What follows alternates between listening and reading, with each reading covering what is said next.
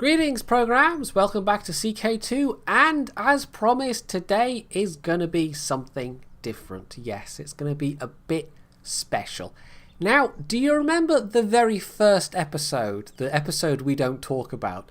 The episode where I created a character up in the Western Isles with the... or was it as... No, yes it was. Because he was Lord of the Isles, essentially. The Duke of the Western Isles. Yeah, I created an Aztec faith character, and it did not go well. Or was it Scotland? Either way, it was an Aztec faith character, and it went very badly, and we basically rebooted things for the second episode.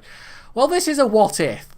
What if I really was the Aztecs invading from all the way across the Atlantic Ocean, which of course is a feature of one of the DLC, the Sunset Invasion DLC, the one that barely anybody ever uses. Now, if you could just step into the game and say, I want to play as the Aztecs, that'd be kind of cool, but you can't. You have to do a whole bunch of fiddling, not only with console commands, but with the actual save files before you can get to the stage of actually being able to play as the Aztec invaders. Fortunately, once you've done this, the game itself doesn't care. The events fire as they're supposed to, as they would for the AI. So it doesn't matter that it's a human player rather than an AI player. It still happens as it should. So what you start off with is 10k gold. The prestige I've actually console added in because you need prestige to declare wars. I will say this has got all the DLC apart from the latest one, Conclave. Don't have that. Also, some of the graphical DLC is missing, but of all the actual game content DLC, it's just Conclave I don't have. So this is bang up to date compared to the usual series. So we'll see how many times that catches me out.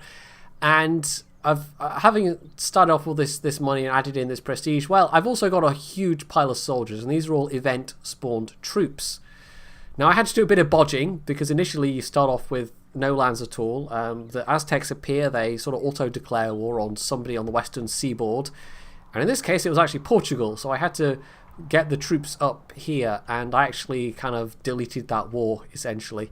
So I could concentrate on England, because these event-spawn troops didn't have any ships with them, and there was no way for me to just sail them up here, so I actually had to go and edit the save file for that bit. However, it always declares war against at least two AI kingdoms. So there's at least one lot more of event-spawned troops that will come in, and they all have 1,000 boats with them, which won't cost me any money to maintain, which is always nice. Now, as these are event troops, they are not going to reinforce. They're just, once they're gone, they're gone. So we've got to gobble up as much land as we can, and then hopefully I'll have enough troops to raise from that land at this point. Now, the premise of this is I'm going to see how long it takes within a single episode for me to recreate what I've been trying to do in my regular series, create this North Sea Empire I've been talking about. So basically all of the British Isles, Denmark, Sweden and Norway, we'll want Finland, we'll obviously want Iceland, but that's part of, I think that'll be part of Norway de jure. So we'll see. The AI, like the trigger might go for an invasion of Norway, or it might be an invasion of somewhere I don't want, like France, in which case I might white piece it. But yeah, basically I've got I can just invasion Cassius Belli anybody, or I've got that as a Cassius Belli against anybody. So that's my initial goal, and if it happens really quickly, then I might even go nuts and sort of go for the Baltic coastline as well, and sort of go for all round here, which is kind of an extended, very extended goal for the regular series maybe. But no, this is, however, the main thrust is just going to be all these lands here. And we're going to see if we can do in one episode what I've taken over 30 episodes to do in the regular series. Although, to be fair to myself, it wasn't until at least halfway through, if not later, when I actually decided on the whole North Sea Empire plan. So, 84,000 troops, which fortunately we're not getting any attrition on. We currently don't have any wars with anyone, so we're going to start off with an invasion of Scotland, which will take most of Scotland, so we've definitely got the troops for that. And I'll also make sure that my armies have at least one commander. In fact, I'd better make sure very quickly that, let's see, minor titles, there we go, that's where it is these days. Okay, all the commanders are assigned. You do start off with like 20 plus martial skill characters when the whole Aztec event fires off. So you've got a lot of very able commanders, and of course, as you're an Empire level title, the only way for this Empire and this Aztec Empire title to come in is through the event. You can't even add it through console commands, as far as I can determine. But yeah, I don't have a shortage of commanders. It's just a matter of actually assigning them. So that one's got commander. Now the thing is, there's a relatively limited pool of names, so it's sometimes tricky making sure that you're not trying to assign commanders to different, that are already assigned to other armies. So hopefully, no, see, that was one that was already in an army. And there we go. That's all got an army, and this is my main fighting army. I've decided to have one main force, so that I can just march them in. I'll also actually very quickly cut here, so I can. Oh no, I've done it already. Okay, I've got a wife and 2 concubines. Never mind. I've gotten ahead of myself there. I actually anticipated that need. So yeah, let's kick things off. We're unpausing. It's the 18th of May. We're going to see how long in terms of in-game time, and of course how long in terms of actual sitting and playing time this is going to take, and also having cheated in a whole bunch of prestige. And you can see that actually cost me like 400 prestige just for Scotland, so we're going to have to keep hammering it, and we're going to have to break truces as well if we're going to keep up the pace, which is going to be extremely expensive. So ambition to have a son. And oh yes, this was caption, guys. I mean, I named it's Emperor Jedi Jedilatl, which is it's a totally authentic Aztec name, but Caption Guy couldn't resist contributing something as well. So there we go. He's got the fake Nahua culture group. Well done, Caption Guy. I'm sure you were up all night thinking of that one.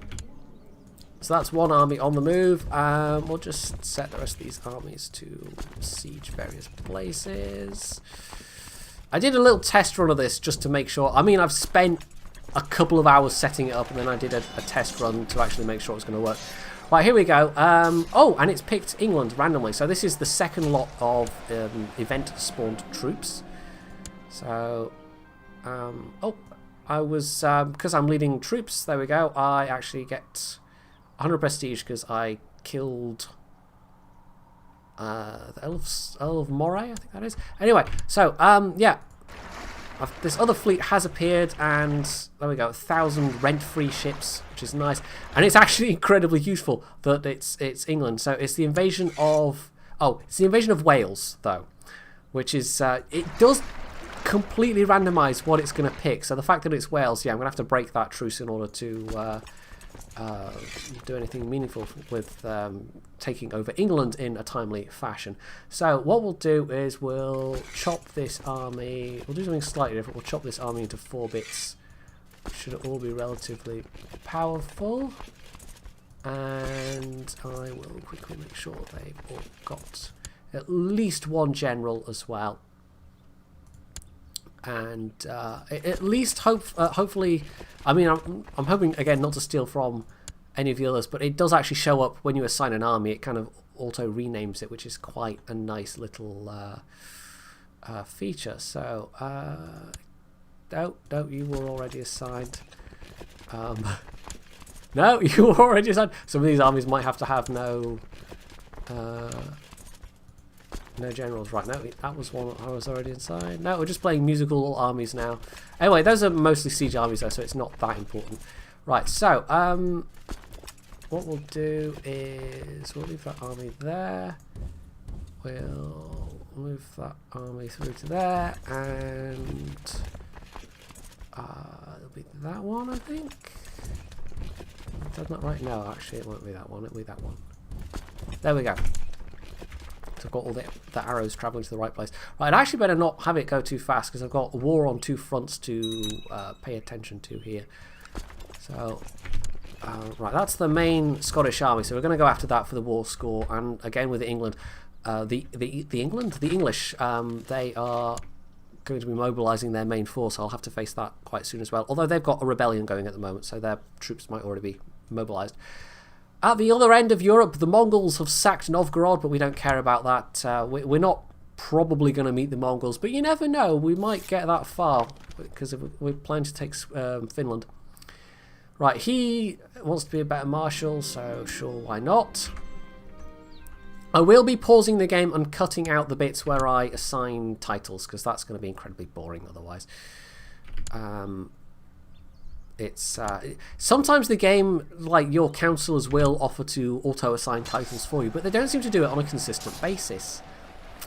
And I did have that on my test run where it was, it did it the first time, and then after that it was like, well, no, now we're just going to sit here.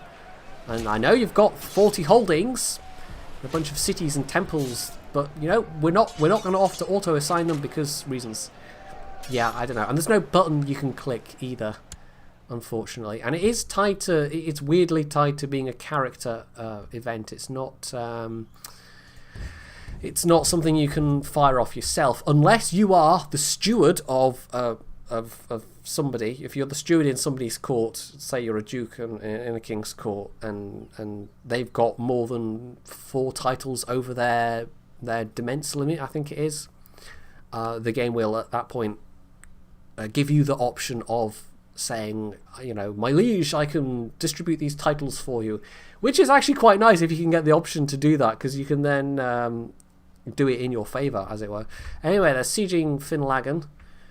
This, by the way, was totally cheating. Like, I just because the game will not let you load up a save file for an unlanded character, so I had to give a bit of land, and then I then moved the troops up, as I said, via editing the save file, which took a little bit of figuring out because I've never had to do that before.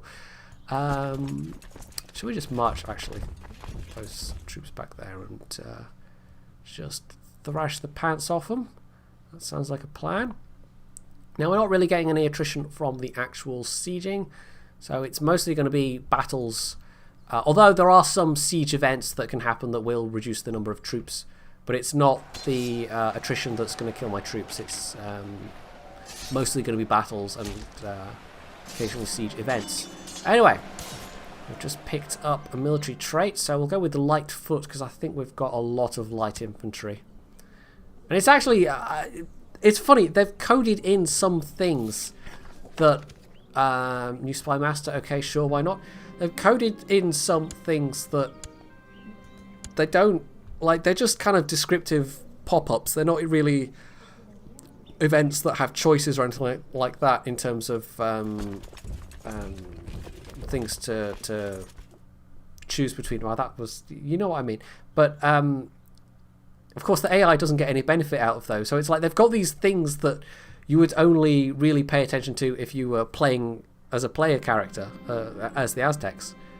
But there's no way to actually start a game as the Aztecs. Even if you actually...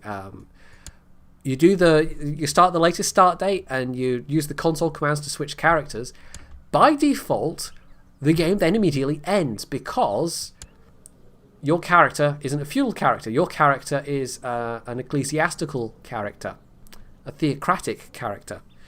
So the game goes, oh, you can't play as one of those, and immediately ends. So it's really weird to me that there are these events when you basically have to put this much work into fiddling around and actually having to muck around and break the... break the thing of the game. I know what I mean. To actually get it to do what you want. Right, we'll quickly get another concubine because I want lots of heirs. Which thing do I want? It's somewhere... Ah, no, it's right-clicking. There we go. Character options, and I can go my culture, my religion, adult, yes, and then I can say gender, women. And it'll go, I don't have any in... Oh, okay, so I can't take anybody as another concubine. I'll just have to make do with 2 wives. I mean, it's just how anybody could possibly cope with only 2. I don't know. But somehow people manage, I suppose. Right. And again, we'll just march that army back there, thrash them, get more war score. Well, no, not really seen any sign of English forces yet. I don't know if we'll do complete sieges, actually. We'll just... move these guys up and see if we can't find troops to beat. Because fights mean war score.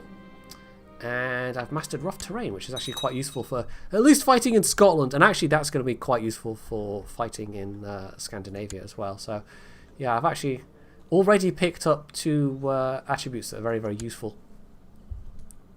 Well, won that fight, won that siege. So the sieges are all just ticking away, which is very nice.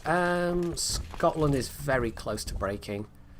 Although that won't completely dispossess them of land. I mean, it'll eliminate Scotland, but because they've also got Cumberland, that's de jure part of England, that's not going to be in my control, unfortunately. So it's all about these invasion casus belli. It's all about the de jure sort of area. So even taking England, because of course Cornwall is counted as part of Wales in this time frame, it's not going to include Cornwall, but taking the throne of Wales will actually give me Cornwall. So anyway, so there we go. I've got a daughter, that's fine, although I don't think she can actually inherit. The succession laws are a bit because this is a very special kind of realm. I actually had to, again, in the save files, when I was changing the government type from a theocracy, I had to then say it should be a primogeniture as well, but it doesn't give any option in terms of gender laws, unfortunately. And I think I did actually try changing that and it wouldn't accept it. I also put up crown authority and centralization to the maximum just so I can create viceroys and just have less worry about things happening inside the realm, because we've got to keep the pace up, basically. And having said that, I should probably just unpause it. Right, that looks like the last of the Scottish troops. In fact, we'll just start marching troops down to the English border. We'll actually march those troops across. And if we win that fight, that should give me Scotland. So Scotland is going to be by far the quickest of these to get. So there we go. That's actually just ticked to 100%. But we'll actually let that fight finish first. Or, oh, there we go. I think some extra troops marched in. So, offer peace. Enforce demands. Hey presto, I'm now the Emperor of Scotland. Now this is one of the points where we're gonna do a little jump cut here, because I've suddenly got a lot of tedious right clicking to do to assign all these like churches and cities and stuff like that. So I'll be back in just a second. So we're back. I've assigned a bunch of titles, so we're now at our demesne limit. I've basically got all of northern Scotland. Probably not going to go over that. Now, one thing that has happened and is going to continue to happen is we're now going to be the target of coalitions or defensive pacts or whatever they've renamed them to. I think it is defensive pacts. So as the amount of conquering goes up, the more people I'm going to have to fight. That's going to make life interesting, because it's going to be dragging people in from increasingly further away. People are going to start to unite against me because I'm just continually trying to conquer them, which for some reason they won't like very much. Now, I've actually just had a nice big battle down in England. We've just beaten one of their armies. Let's get this. Oh, we're watching over here. The good burghers of Aberdeen are barely able to pay their taxes. Well, we'll just cop him off with some excuses and say, oh, your hat looks nice today. And there we go. That'll distract him sufficiently. So yeah, England, we're about halfway. Sure, why not? You can be my new court chaplain. The frame rate's chugging a bit for some reason. I'm not quite sure why. It always does when I zoom out, but it might just be that because I'm playing with a completely up-to-date version of the game, it's having to calculate a lot of characters over here that just aren't there when I'm doing my all the way back in version 2.04, which is very old and cobwebby by the standards of what we're playing now, which is 2.52, 2.53, something like that. Now, I could actually create the title of the Kingdom of Scotland here, but I'm not sure that I want to, because there's no guarantee that the laws, the kingdom laws, will be the same as the imperial laws, and it'd be nice if they were. But we might end up with the titles being split between my sons if it defaults to Gavelkind, and I don't want Gavelkind. just in case I happen to die in the process of doing this. Right, actually that's an army we can go and fight, so we probably should go and fight it. Start sieging Oxford, I mean, why not? And after that has finished that siege, we'll then go start sieging in Wales. And that actually should start getting me much closer. There we go, 72%, much closer towards my eventual goal. And this is the other thing we're going to have to deal with is revolts, because we're completely foreign to these people. And oh, they've got a lot of men there as well. So they're not going to be happy that I've just marched in and decided this is mine now. So yeah, what we're going to do is we're going to send in that army. I'll have actually split up a bit, which is useful. Right, Siege of York successful. So we're going to go up there, and we're actually going to use that army as well. Let's see. Okay, that's all going to plan. Move them to Surrey, move them to Sussex. 91%. And at that point, I guess we'll just tidy up Ireland. Though we do still have Cumberland to take as well, and that's going to mean breaking a truce, which is going to make everybody like me even less, but whatever. The Mayor of Ilchester. Well, as we're Aztecs and we like to sacrifice people, sadly there isn't an actual, like, that would be so cool if there was an option here that would be like sacrifice to the gods and it would please all your temple vassals or whatever. But there are no actual sacrificing people to the gods options, which is a little bit sad. Anyway, so we've won that that revolt, so we'll actually just lop that guy's head off as well. How dare he have the temerity to oppose his new glorious Aztec overlords? How dare he? Now this is actually the HRE is actually in this fight. That's going to be down to, I think, alliances rather than coalitions, defensive pacts. I think it's actually kind of hard to tell how somebody gets brought in. But as our main target is England, I don't think we have to worry about HRE troops too much. Although, actually, having said that, some of them have started to appear. So if they start ganging up on my armies, actually that could be a problem. Let's bring some forces more towards each other. We'll move those forces towards Middlesex so that those armies can support each other. Well, actually, that's quite a good opportunity to go and bash some armies there. 94% still. Nearly there. Beating Holy Roman armies isn't going to give me that much war score, but we just got another siege, I think that was, so there we go, that's the 100%. It's taking a very long time to get through the autosaves. I'll actually read this out. This is one of the events I was talking about. It's just a bit of flavor text, but it's completely wasted on the AI, and unless you're playing as the Aztecs, you don't get this, so it's like, why did they put these in? I don't know. But it's nice that they're there, it's just you have to really bodge the game to ever get to see them. So, delicacies from the far west. War and disease are not the only things the Aztec have brought with them from that place, their distant homeland. Their diet includes several strange plants that are supposedly edible, and many of these are now enjoyed as exotic delicacies in courts across Europe and the Middle East. After trading with Aztec merchants, enterprising farmers have sowed their fields with the seeds of a plant called potato, while others experiment with tomatoes and maize. Many nobles, however, have become enamored with a sweet drink called chocolate, made of the beans of the cocoa tree. Cocoa, actually, the cocoa plant and the cultivation of the cocoa plant actually has a really interesting history. Right, we'll actually stop that army marching there. We'll say, I want Wales. And I'll get Wales. And actually, I got... I had the territory. Oh! Okay, that's... Okay, I'm obviously new to the invasion thing, like the Cassius Belli, because I could have sieged them a lot more and I could have had all of that territory, but I'm a noob and I didn't know that, so I could have just kept sieging and it would have been fine. Anyway, we'll actually march some more armies over to Ireland for, let's see, I can probably simultaneously attack all of Ireland essentially. So I'll get that army to Ormond. Those two armies can just sit there and chill, and I'm going to have at least one army that will sort of be guarding against rebellions. And again, I have to go through and do all the titles. Although this time he's actually offering to do, this time the event is fired.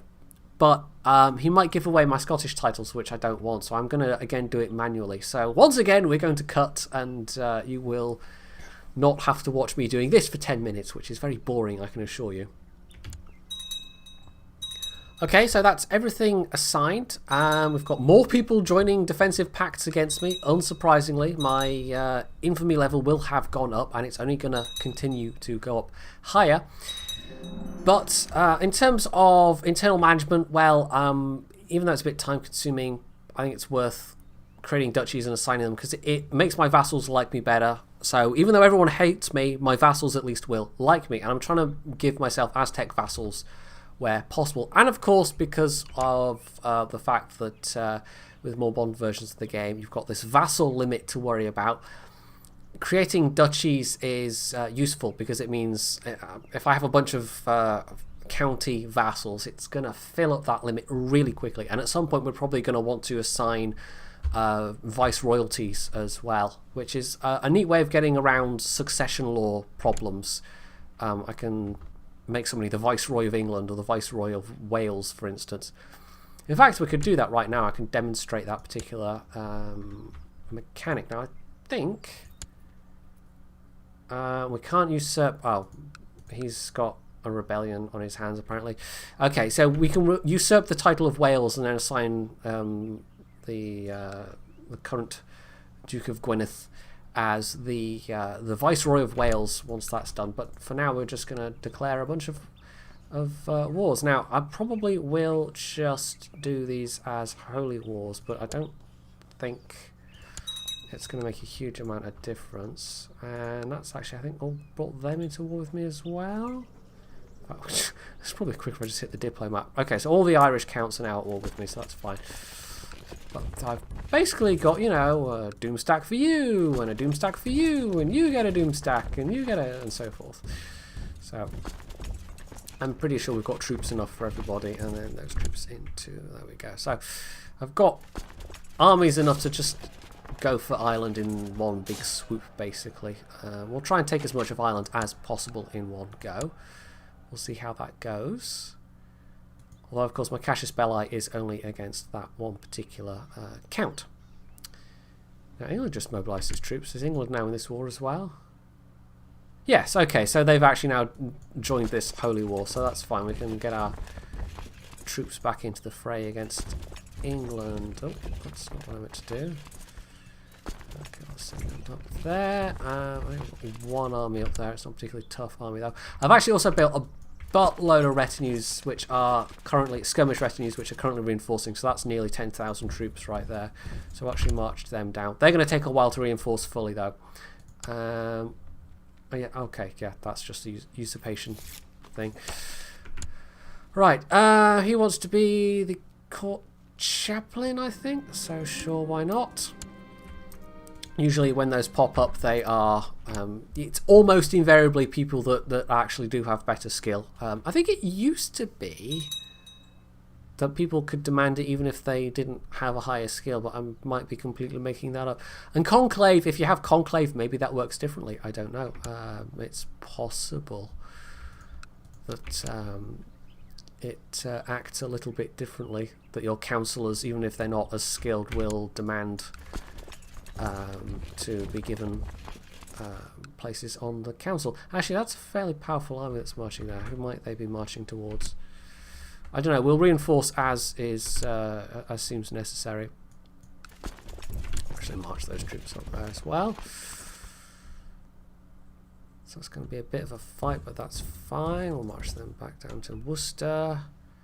That army sieging Middlesex is fine. Let's actually just have a quick look at who's actually at war with me right now.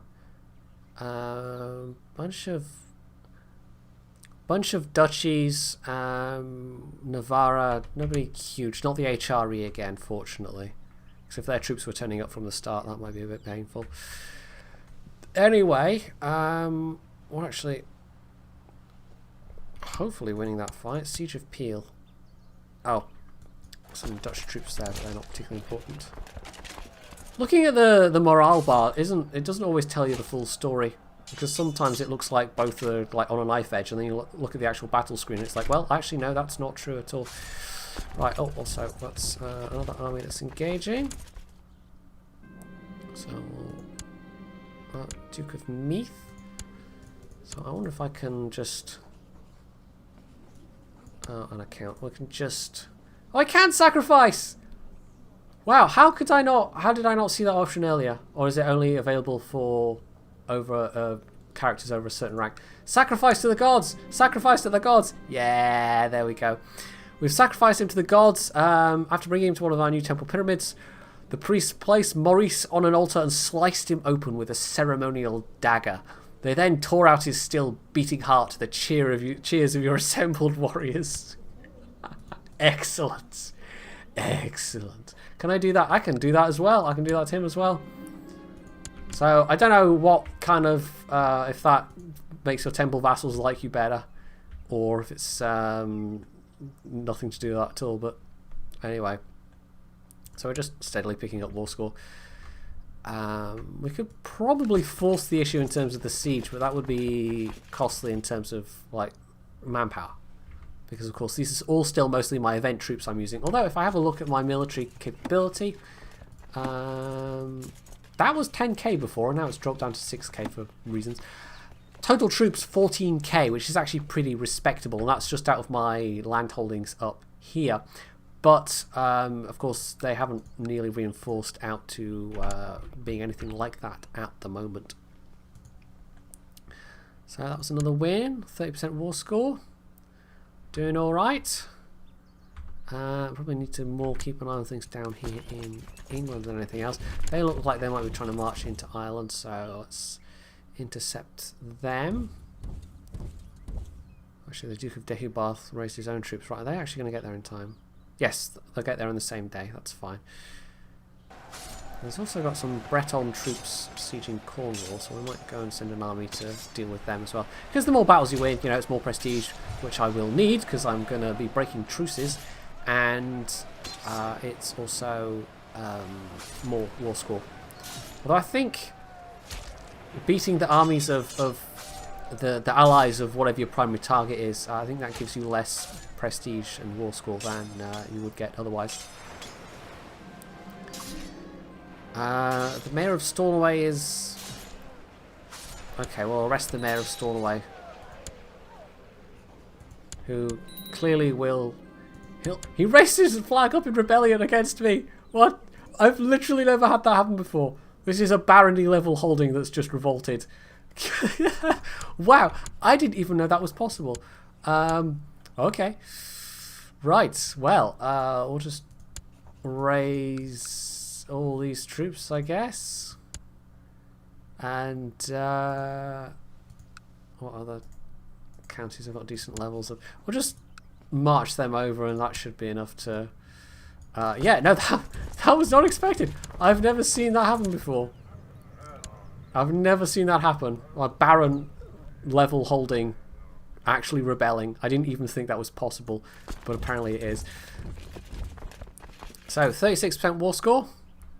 So there you go. Today we learned that is in fact a thing that can happen. We're about to win at least one of these sieges. In fact, that's 2, so that's fine. I'm just going to keep beating these troops basically. Winning sieges. Gaining war score. That's just going to be the entirety of this video. It's just seeing how fast and how far I can get. And hopefully not clicking away important vital messages, as I have maybe occasionally done once or twice in the past. Anyway, less said about that, the better. So that's another siege. It's fine. Watch them down. Tackle that army. Where are they going for? Wiltshire. Okay, they're not trying to group up with that Cornish army. The frame rate really is abominably bad when I'm trying to scroll around the map for some reason. But I think late game CK2 just is... Yeah, if they ever do CK3, I think part of the problem is they just kept expanding the map and expanding the map and oh, hello. Mongolia. Well, okay then. And then it's like the game engine itself has struggled to keep up with the fact that it now has to calculate a lot more characters than it had to previously. So that's one army beaten.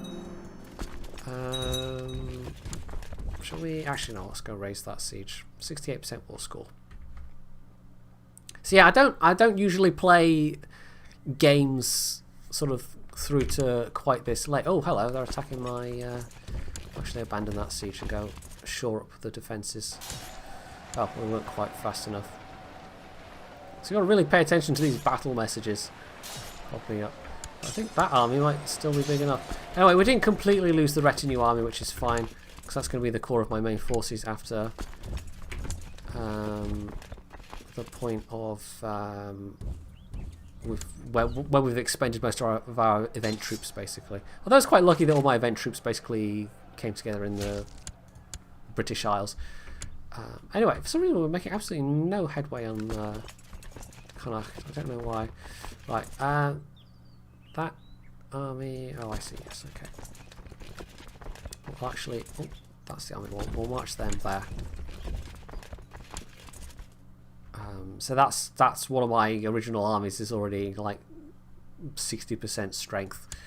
So yeah, you do burn through those event troops rather quickly. They don't last that long. Right, that's a rather big army there. So let's watch out for them. Battle of Coventry. Oh yes. Okay, that's those troops there. We've got an army sieging Middlesex. So we'll just keep them sieging, and that's getting me a bit of war score. And actually, having said a bit of war score, that is all the war score I needed. So we've also got. There we go. Sacrifice him to the gods. Why not? This is what happens to rebellious mayors and whoever else. Now he's Aztec but Scottish. Now that's interesting. In terms of actually spreading the Aztec faith, by the way, it's probably not going to happen. I can actually. Some of my vassals might get super lucky, but this is right. This is an 18 learning skill priest. Court chaplain. There we go. Why could I not remember the name chaplain? I don't know the word chaplain. But yeah, even with 18 skill, he's got a 0.06% chance to do county religion conversion, because this is the Aztecs count as an unreformed pagan religion, basically.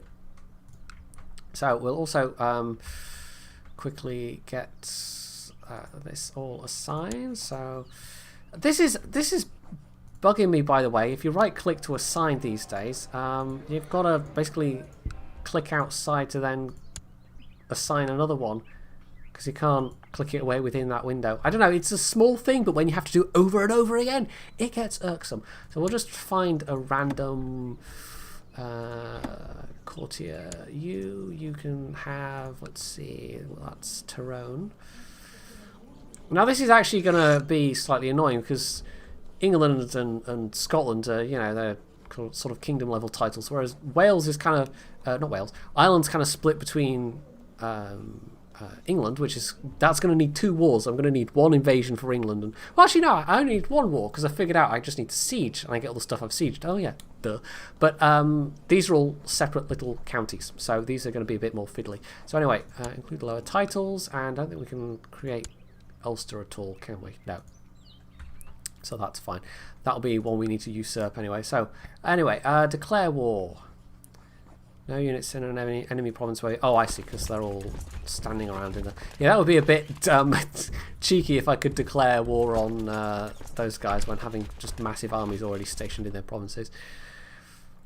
Anyway, right, we'll bring those armies together once again in preparation for the inevitable, you know, hordes of people attacking, because I have once again thrown my weight around. Let's see, that's one of my dukes changing titles around. That's fine. They will try and arrange titles so that they've got sort of same culture group characters underneath them, if possible. So, declare war. Raised any army levies? Oh, that's right, because I've got these guys raised. That's actually just regular army levies. So I can go declare war. Now we don't have a truce, but look at everybody that's going to be pulled in. Basically all the people that were pulled in last time, I think. Holy War for Ulster. Should we just go with Invasion of Ireland? Or should we go with the Conquest? I don't think it actually matters. I think because of the defensive pact thing, it's just hugely expensive anyway. So, yeah, right. They've all immediately come in again. No sign of England, so mostly duchies. So we'll just assign, say, 2 armies there, and then put the rest of the armies fighting the rest of the Irish counts. And we should be all good. Now actually, where's the... That's... Okay, that's my retinue army there. So we'll actually march them up there so we know who is who. We'll march that army down there. And... Wait, that is a retinue army, isn't it? Yes. Winning some fights. Good, good. And this is not a retinue army, so I'll actually link them up. We'll consolidate with that army there, because you just end up doing that. You start mashing your smaller armies together as you start to run out of troops. And eventually you just run out of all the event troops altogether. So I've had Catherine of Anjou. Is Anjou a separate? No, okay. So there are, I think there are dukes within France that are now at war with me. And possibly within England as well, I'm not sure. Let's have a quick look at the Diplo relations. So yeah, this is it at the moment. Nobody else particularly likes me. The frame rate really is quite atrocious. It's not thinking it'd be anything nearly that bad. Right, that's a bigger army marching up my army, so let's reinforce them. And let's send that army after those guys. Some Irish troops, so we'll go and nobble them with my event troops. I thought I told them to link up with... I don't know. Anyway, let's go down through that way. And send those troops there.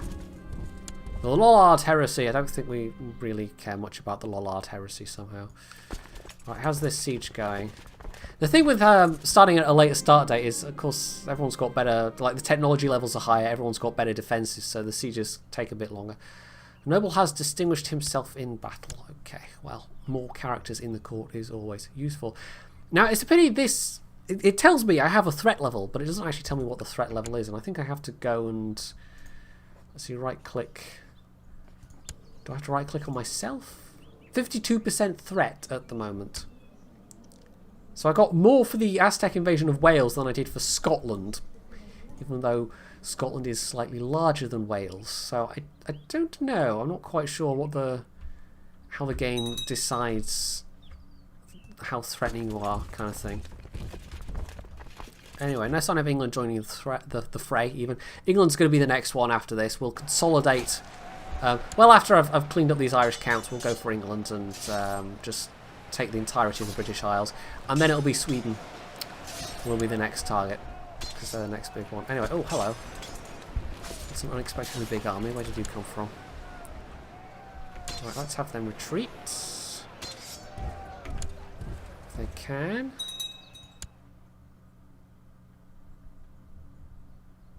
That's fine, that's not really a big anything. But we can have them march into Argyll. I think that's mostly Dutch troops. Stop running away from me when I want to crush you. It's very impolite. Very impolite. Right, we'll actually merge those two. So that's now a respectable sized army. I should probably be... I mean, I should probably be avoiding fights like that, actually. When it's somebody's allies, when I can just siege and get siege and get the war score that way, because it's just wasting the event troops otherwise. Also, my throat's going a bit croaky. Hang on a second. There we go. Big swig of water. I think that's done the trick. So yeah, we've been going for, well, I've been recording for nearly an hour now, but with the amount of time I spent assigning titles and such like, it's not going to be anything like that. It's probably going to be sort of 35-40 minutes of actual video time. So that's going to take me effectively to... I think we can get most of Britain in less than an hour. We're still going to have this bit of Caithness and the Orkneys and the Northern Isles be under Swedish control, but can't really do a lot about that. Oh, also we have people that... no, wait, that's not the right thing. There we go. Sacrifice! Sacrifice!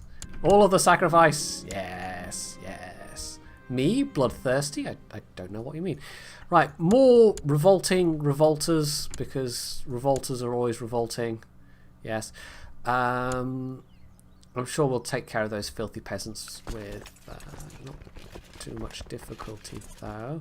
Wait, is that the... No, that's the Thingamy army, so we'll actually... Our army got rather beat up, so we'll merge them with that army. We will need one of the bigger armies to deal with the revolters, however. So that will be something we will do momentarily. Which army do I want to assign to that? Right, well, actually, they're actually getting... Oh, no, they're not getting attrition anymore. We're not at war with... No, we're not. We are at war with them. They've just been standing there going, I wonder why he sent us here. We're not actually at war with these people. But, you know, nobody dared actually raise any objection, because otherwise I might have sacrificed them. And they were entirely correct in that supposition. So there we go. That's one more bit of land, and I'm actually just gonna... In fact, I don't even... I'm just doing that. I don't actually need to do that. I can... I could just give him the whole thing lock, stock and barrel, and he'd do it himself. So that's County of Tickenell. So he's now got that. So that's one guy taken care of, or one more county taken care of. So we'll get rid of those revolters, and then we will... kick some butt. Kick some more Irish butt. It's not personal Ireland, it's just, you know, you're there. Therefore your butt must be kicked. I've already kicked Scotland's butt and I've kicked English butt, and we'll have to kick English butt at least one more time. But, you know, that's fine. I'm entirely used to kicking English butt. That is a thing that is... that's been well within the remit of my series so far. I should just march them in there as well. Why not? We'll just kick all of the butt. There'll be so much butt kicking that there won't be any butts that were left unkicked. From here to far Mandalay. I don't know where I was going with that sentence. No, I don't know. I don't know. Anyway, filthy revolters, we could execute them. We could give them a nice clean execution. Or we could sacrifice them. Yeah. Yeah. So, next up is Breifne. I never quite know if I'm saying that right. Probably not. But anyway, invasion of Ireland, which will bring in the Kingdom of Naples, because they've now joined the defensive alliance against me, so that's fine. We could probably just concentrate our efforts on sieging, actually, and then just be relatively defensive with the rest of the troops, and that would actually preserve these event troops more than otherwise. Could send that army over there. I think that's what we'll do, and then we'll keep the rest of these armies in defence of Scotland, and they're actually reinforcing nicely. I should actually just check. I don't know why that was high and then it crashed. I don't know, but anyway, we're actually over our retinue cap at the moment, but that's fine. Money wise, I mean, we're bleeding money, but if it comes to that, I'm just going to use the command console to add more money in for myself, to be honest. I don't want anything to slow me down on my wave of conquest. Because probably the most expensive thing I've been doing is just creating titles. Although duchy level titles aren't actually that expensive, so it won't have been that much of a big deal. We could... Should we just... We'll try brute forcing it. We'll see what that does to the manpower level. Probably nothing good. So we'll attack the holding. Oh, we really didn't lose that many troops. Although that was... just in the, you know, in the interest of speeding things up. Oh, there we go. I've got an air now. That's fine. That's nice. Was that actually twins? No, it was not twins. I'm getting confused. Right, we'll try that again. And we lost a few more troops, but not really. That was only about 1,000, but still 1,000 troops is a little bit painful, but it just speeds up the sieging massively. So maybe it's worth burning through some troops just to speed up these particular sieges. So create new vassal, create new vassal there. So I'll do the same thing again. You're actually getting to see the process, because for doing a single one, it's not worth doing a massive jump cut for that. So counter closely, there we go. And that's part of Connacht, so we will go for them next, and I can assign that as a duchy, and that will help my cap out. Once I've done that and created the Irish crown, because I can create it, I don't actually have to usurp it, I will actually then create a viceroy of Ireland, I suspect. I think that'll be the quickest way to do it. Right, invasion of Ireland, so just the same again, march them in. We'll just burn through some of those troops, going speeding up the sieges, so that's fine. Right, 10 days, 8 days, 6 days.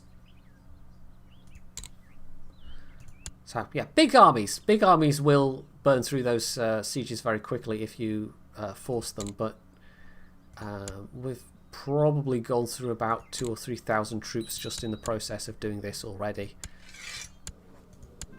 So there we go, that's another one. This is almost a production line of, you know, conquest, but it is supposed to be, I'm supposed to be a horde that's, you know, attacking from all the way across the ocean. Somehow we've turned up with bazillions of men, or, well, like over 100,000. I think it is actually over 100,000 event troops, which is a bit silly when you think about it. So you're next, the Earl of that one. Yeah, not so hot on my Gaelic pronunciation, and that goes for Scottish Gaelic pronunciations as well. The only ones I know, I mean, a lot of the local village names, there's a lot of places on the island where the names are just in, like the signs are just in Gaelic in terms of the village names, but the only reason I know them is because I'm quite familiar, having heard them said out loud over and over again, and if I was just encountering them without knowing how to pronounce them, I'd be a bit stuffed. I would not know at all. Right, well, actually, see if we're going to intercept those troops. Just beat them up, why not? Oh, hello. This is a bit of a little kind of, yeah, a bit of the typical paradox humour. Aztecs spread disease. Because, of course, one of the things that the conquistadors took with them when they went over to the New World was various diseases, which are not just the conquistadors in Mexico, but of course the settlers later on, much later on in well, actually not that much later on in Eastern America and sort of Canada. It was absolutely devastating. Smallpox in particular, a lot of the natives died. So this is kind of Paradox's take on that. The Aztecs have actually brought diseases with them this time when they're invading. So I'll read it out. There's no end to the evils the Aztecs have inflicted upon this land. A strange disease emanating from their conquered territories has begun to spread throughout the old world. The symptoms are similar to those of the dreaded Great Pox, but this cursed plague seems to be even more virulent. Men skilled in the art of medicine have dubbed it syphilis, and all attempts to treat it have thus far met with failure. Now even those beyond the reach of the Aztec armies are imperiled as this disease, carried by refugees and merchants, sweeps across Europe and the Middle East like an unstoppable tidal wave. I mean, this, a small gift from us, think nothing of it. This is so wasted on the AI. Only I would get to see these by, you know, having done all this. I'm sure other people have done it in the past, but the amount of finagling you have to do to actually play as the Aztecs, yeah. It'd be so nice if there was just a bookmark that was just like play as the Aztecs, and you could just go, okay, and do that. That would have been nice. Paradox why? Paradox why? I don't know. Anyway, talking of Paradox, they actually announced the release date for both Stellaris and Hearts of Iron 4, and they're like within a month of each other. So Stellaris has been announced for May and Hearts of Iron 4 for June. So hopefully that means I will be in with a chance, maybe, of getting an early peek, because in line with other companies, they've already given some YouTubers an early look at Hearts of Iron 4, but I don't think they've let anybody get an early look at Stellaris so far. Hearts of Iron 4, they've actually been doing their own kind of developer streams, and they'll sit down and the developers will play for an hour, and it's actually quite interesting to watch. I've watched a couple of those, but they haven't done anything like that with Stellaris. The only information we have is, I think there's a trailer now, but the only information prior to that has been developer diaries along with a few screenshots. So Stellaris, they've really been keeping under wraps. Anyway, let's assign this. Let's pick you, random person, and that is Thormund. So I'll give you that, and that's fine, and then we'll declare war on you. See how many troops I've burned through doing this, forcing the sieges. It's quite an expensive way of doing business, but it has sped things up quite a lot in the process. So hopefully it will be ultimately worth it. However, for the sort of final invasion of England, we will be sieging. Okay, that's just the mayor of York. I created York as a mayor because I thought, why not? I'm going to make an Aztec trading republic. He'll be the grand mayor of the Aztec Yorkist republic. Okay, the marshal is apparently very popular. I can have a chance of, or a choice of, heightening the morale of the troops or recruiting more soldiers. And I think more morale definitely useful, because more morale, I should see that applying to everybody, not just sort of raised troops from this point forward. I'll just ignore that one. Vile heresies. This is not internal realm management beyond, like, there's nothing going on beyond me assigning titles and trying to give them to Aztecs where possible to make the chances of rebellion that little bit less. Anyway, this is the final bit of the holding, so that's fine.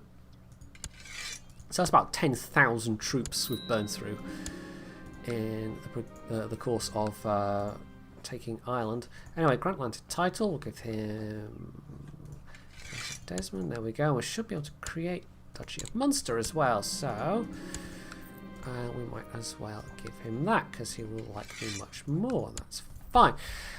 So, we'll keep these armies in Ireland. We'll distribute, let's see, that army has nearly fully fleshed out. That army's kind of on the small side, but we'll keep it there for sieging purposes. And we've got 3 armies down here, so they'll probably siege York, and we can't really do a lot about that, but otherwise it's fine. So, invasion of England. This is the biggie. Well, relatively speaking, you know, we've still got all of this to try and conquer as well. But it helps that Sweden holds kind of Norway, Sweden, Iceland, and in theory, Finland as well, except they've got a revolt going on there at the moment. And we might, well, we will also take Denmark, but that's going to involve fighting the HRE. So I don't know. Denmark's a bit iffy. We might just concentrate on Sweden. Anyway, we've still got a fleet that's just sat down there doing nothing. We'll actually pull them up towards Galloway. So yeah, we're going to go with the invasion of England, which is probably going to cost me some horrendous amount of prestige. But they're also at war with France at the moment, so that's fine. So the invasion of England is going to cost me 6,575 prestige. Yeah, that's why I needed to cheat in quite so much prestige at the start, because I knew it was going to be horrendously expensive. So we'll just get these armies moving in here. We'll move that army in there, and we'll move that army in on Ulster, and that one in on Oriel. And that's fine. We'll just relieve England of their ill-gotten Irish gains as well. So we need to siege all of these Irish provinces. Because the invasion's for England, we just need to win the war to get England, but to get those Irish provinces, it seems like we have to siege them all, so yeah. Oh, we've had somebody turning up to try and spread the Catholic faith, but, you know, we can throw them in the dungeons. And then we can sacrifice them. Yes, we can. Bye-bye, Bishop Jocelyn of St. Albans. We did not appreciate your cold call. Oh, they do not learn. They do not learn. You can go and be sacrificed as well. I mean, I mean, if they want to. I mean, they're pleasing the Aztec gods. There's no doubt about it. And another one. Yeah. I mean, they don't learn, do they? They don't learn at all. Well, that's fine. The gods are very happy. The gods are extremely happy right now. And another one. This is 4 in a row, for goodness sake. Sacrifice. There we go. It's a pity there's not a little checkbox that there's like auto-sacrifice prisoners. That would be so cool. It's also a pity there's not more flavor events, but it might be that they did a couple of those Aztec flavor events and then realised that human players probably weren't, for the most part, ever going to play Aztecs. And you can actually you can create Aztec culture characters using the character designer. And I've tried doing that in the past. I actually have had this idea that we're seeing right now in my head for months. And I did some preliminary tests with just using the character creator to make an Aztec character. But it does not work at all. And that's also how I discovered that you can't just give yourself that Aztec Empire title through the command console. And it seems to be one of the few titles that you can't. But I think it's because it's an event-spawned title. There's no way to legitimately create that title within the game. Oh, that's still just the Wales usurpation message, so that's fine. So the sieges are all going all right. I'm guessing most of their forces are in France at the moment because they're fighting over that bit of territory. And that bit of territory is actually, we're just going to ignore that. That's Gascony? Yes.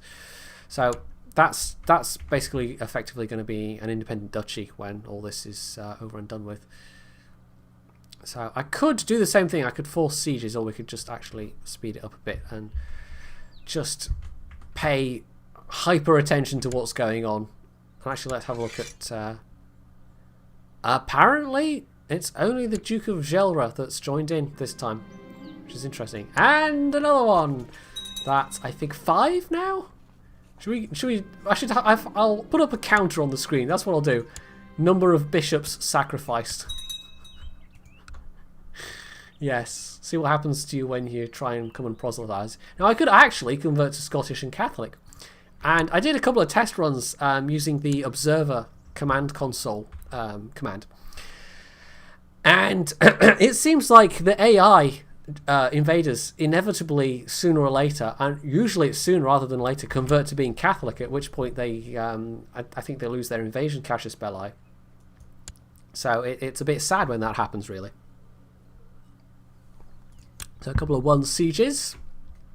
That's fine. We might just have to do this one by siege rather than anything else. So it's going to take a...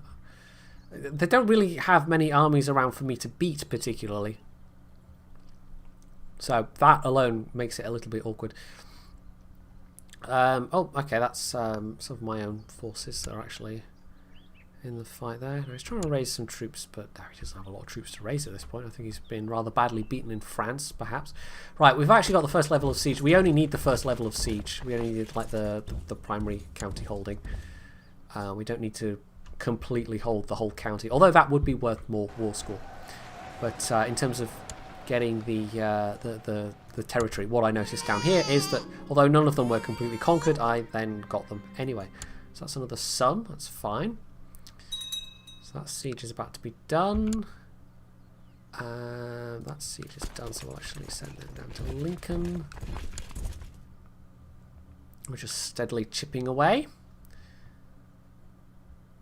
So we're probably approaching an hour of actual gameplay time in terms of not messing around with titles. So that's just been for here.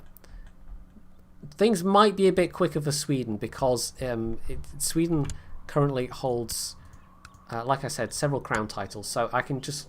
Sweden and Norway will be quite easy to grab as a whole bit of land. Finland, however, doesn't seem to exist. Well, the Duchy of Finland does, but what about the Kingdom of Finland?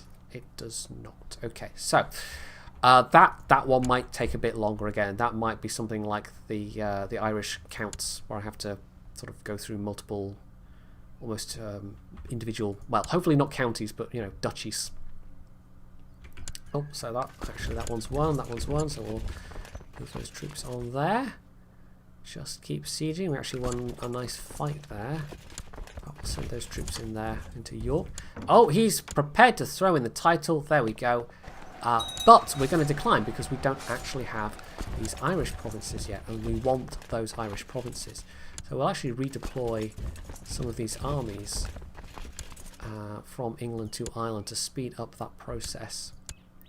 And I could also force sieges, but that would be an expensive way of doing it. So I'll actually send them to Ossory. Just send all those armies, I think. Right, that one particular army is that's definitely a bit of a rump army at that point. So we'll actually join them up with that army, because we might as well. So this is going okay so far. Just sieging those remaining provinces that we want, those remaining counties. So join up those two. And then we'll be able to expand our retinue army once again, which is going to be sort of the core of our forces for a while. And of course, all this time we're also building up our levy troops, and actually they're now almost completely maxed out. 14k out, 15k. So that's a fairly respectable army size. So even though we've burned through a lot of troops taking Britain, with the amount we can raise from the levies, with the amount we're going to have with the retinues, the amount overall we're going to have should be more than sufficient to take Scandinavia as well. But there might be a bit of faffing around with boats first. Right, no, I don't want to accept your surrender just yet. Not just yet. So that's siege done. We'll just march them down there. He's just desperately going, no, just I give in, uncle. He's yeah, he's we're not having any of it though. Actually, we'll send them in there. That's a rather small army at that point. We can actually merge them with that army. Oh, and we lost our steward. Okay, that's fine. We can appoint the mayor of Stornoway, and we can appoint another commander as well. So that's all good. So yeah, England's a little bit beaten at this point. This really is just mopping up. So we're about to get Kildare. Not too far from getting Leinster. He's getting increasingly desperate now. He's like, just please, stop beating us up. Please, I surrender. Stop sacrificing our men to the gods. To which I say, no. As many sacrifices will be made as are needed. And you better believe we need to make a lot of sacrifices. It's just popping up over and over. Anyway, that's that siege done. See if we can't speed up this siege with having more men there. In fact, I could send troops down here as well, but we're not going to bother. We don't want to hold on to lands in France. I mean, you could eventually try and just push across all of Europe, but that would take a while. That's a bit like, I'm not wanting to start a new series of this. I mean, this is going to be a very long video, even for a CK2 video, but it's definitely a one-off thing. Definitely a one-off thing. So, okay, New Kingdom has appeared. Doesn't really concern us. We're about to get all three of these sieges, at which point we will take England's peace offer. And our invasion will be complete. We might even, I mean, it'll be a long slog, but we might even be able to do Sweden in just one fell swoop, declare the invasion, and then, oh, hello. Or not. Norway's broken out. Okay. Well, no. Okay. I was thinking if we just, like, invaded Sweden and then sieged all the Norwegian provinces, which would take a while, we could do it that way, but no, we cannot, unfortunately. So I'll actually then march these guys down, although Ormond's nearly fallen. They're very nearly fallen. 0.3%. So we just have to look funny in their direction and they will surrender, and they have. So, in theory, this is now everything. All the remainder of the British Isles. And there we go. Right, so we're going to have another little break because this is going to be a lot more titles to portion out. And yeah, I'll also probably make myself a cup of tea because this is going to take a little while. So that's all done, and when you conquer, England, and well, actually, this is a whole bunch of messages, so we'll read them out. The city of London has fallen under Aztec rule. 5 virgins and 50 clergymen were sacrificed in celebration, and Aztec priests have already commanded the construction of a large ceremonial pyramid on the banks of the Thames. Okay. The entirety of Britain, from the Scottish Highlands in the north to the White Cliffs of Dover in the south, has been incorporated. Well, not entirely. We've still got Caithness up there. Has been incorporated into the great Aztec nation. The prosperous new colony will become the crown jewel of the Aztec colonial empire and a springboard for future attacks against continental Europe. And then we also have one for Ireland. The cruel Aztec invaders are now fully in control of Ireland. Thousands of Irishmen have already been sacrificed in celebration, and the Aztec overlords are now in the process of constructing new temples and pyramids where future rituals to please their gods will no doubt take place. So there we go. Now, I have discovered that the prior King of England still holds Wales and Ireland, so I can't usurp those right now as he is at war with France, and he's going to get his arse kicked by France, but once he does, I will have access to those, and I will create some viceroys. Now, I can actually create an English viceroy already, and this is more to do with controlling my vassal limit, but we'll do it, I mean, I don't have to do it just now, but I'll do it just to show you what it looks like, if you've never seen viceroys in action. And that's the titular Duchy of Powys. We didn't want that. England, there we go. So we'll create England. There we go. Now I could also create Britannia. But the thing is, any new empire level titles I create will be Gavelkind succession. I would have to go away and edit the save files again. So we're just going to stick with one empire title. We're going to give it to this guy, Duke Iddesleigh of Essex. And he's also the Duke of East Anglia. So hopefully he's got a big enough power base that if he has trouble from any of these dukes, he should be okay. I made the borders slightly messy though. I gave Lothian Northumberland. I've also divided the 6 Irish ducal titles up between the 3 existing dukes. Actually, no, it's 5, isn't it? So these guys have got 2 each, and then Ulster is fairly powerful with just 1. So yeah. So what we're going to do is we're going to make this guy a viceroy, grant viceroyalty. Now, how viceroys work are they function as kings and dukes in every other respect, except when the character dies, the title reverts back to you. So they're not hereditary titles. So it does have one slight disadvantage. Anytime you grant a viceroyalty to somebody, it lowers everybody else's opinion by 2. It's not a huge amount, but you know, you go around giving lots of duchies out that way, then that might stack up. But for a kingdom here and a kingdom there, it's not going to be an issue. So anyway, there we go. So he's now the Viceroy of England, at least until he dies. Of course, that does mean a bunch of the people I had as commanders and whatever are now not, because they're under England instead. So I've had to reassign those, but that was actually only 2. So that was fine.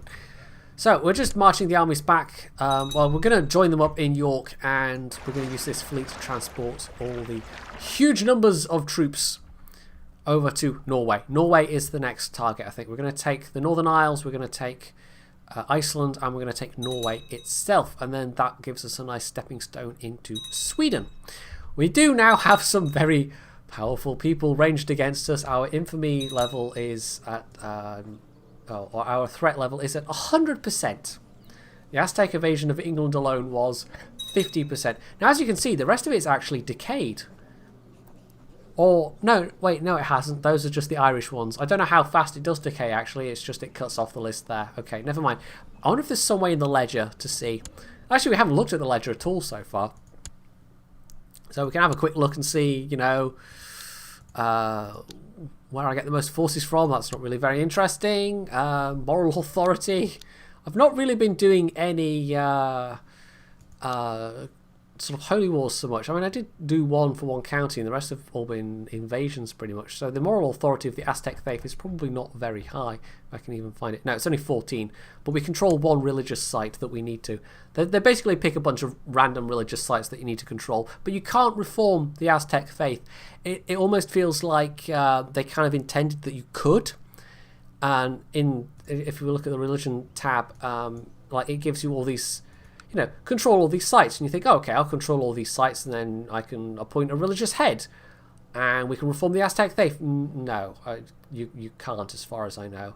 Although, I mean, actually, having said that, mousing over the thing, it says I can. Maybe the last time I tried to do it, was in version 2.04. I think I was messing around and I didn't bother updating the game. It's been a while since I tried to do it anyway, just, you know, for a lark to unify the Aztec faith. So maybe now you can actually unify and reform the Aztec faith. Where did unify come from? I don't know. Anyway, the ledger. We were looking at the ledger, so let's get rid of that. This is going to be a hideously long video, isn't it? I think we might have to... I don't know if I'm going to split this video up into parts for uploading purposes, or I don't know. I guess we'll see. This is the kind of thing that's almost going to be live stream length of just a video. Right. This is characters. How do we rank on realm size? We're actually already, just having taken the British Isles, we're already 4th from the top. The number of counties and the amount of vassals I have. Dynasty we don't care about. Direct vassals, vassals in realm. Independent states, we can see who has the biggest army. Spoiler alert, it's me. Although, obviously, most of that are event troops still. The next highest is actually the Holy Roman Revolt, so the HRE is having issues. And then it's a bunch of other... I don't think we care about the rest of the pages. So yeah, the HRE Revolt actually musters more troops than the... yeah.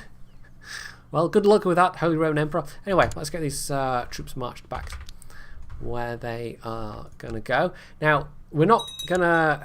I could just randomly select a character and say, I'm going to declare war on you. I'm not actually going to declare war, but just to see the oh yeah. Oh yeah. This is where it gets interesting. This is where it gets interesting. Those defensive pacts.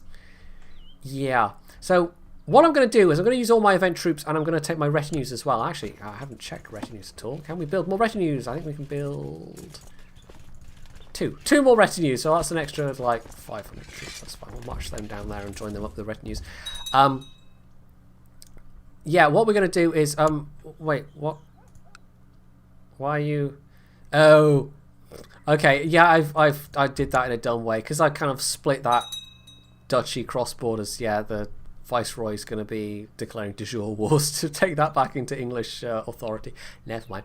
Anyway, so yeah, so we've still got, and we had well over 100k troops when we started, and of the event troops, I mean that's minus 10k for my my retinue troops, so we've got about 75,000 event troops left. This should be enough for Norway, should be. Because, of course, at this stage, we're not attacking into pagan territory when we're attacking Norway, which makes a big difference. I can also maybe essentially what? Where did the word essentially come from? Brain? I don't know. We can maybe now assign some generals as well, because a lot of these armies don't really have any generals assigned. Or they've got at least one, which is good, but... try and get at least 2 generals in. Right. Now this army that contains me will get all 3 general slots filled. So let's go with... did I steal the general from an army that was already... Possibly? The theme park of the future where nothing can possibly go wrong. How do I remember that? I don't know. Anyway, we only have 70 generals to go around, so at least as long as every army has at least 1 general. And I want the army with my king to have all 3 general slots filled if possible, so we'll do that. So yeah, I think England's going to be, although Lothian's controlling the area of 2 duchies effectively. See, plot, I don't care about that. Yeah, that's not going to be a big deal especially. Right, where are those... are they in place? Right, so we're going to go get rid of all those, merge those troops together, and I think we can actually... this is a big enough... can we split this fleet? No.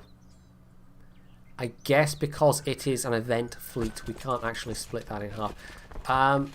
I think this is a huge enough fleet that we can actually get everybody on board. 1,000 ships is like, that's 100,000 troops, isn't it? So we actually can just get everybody on the boats.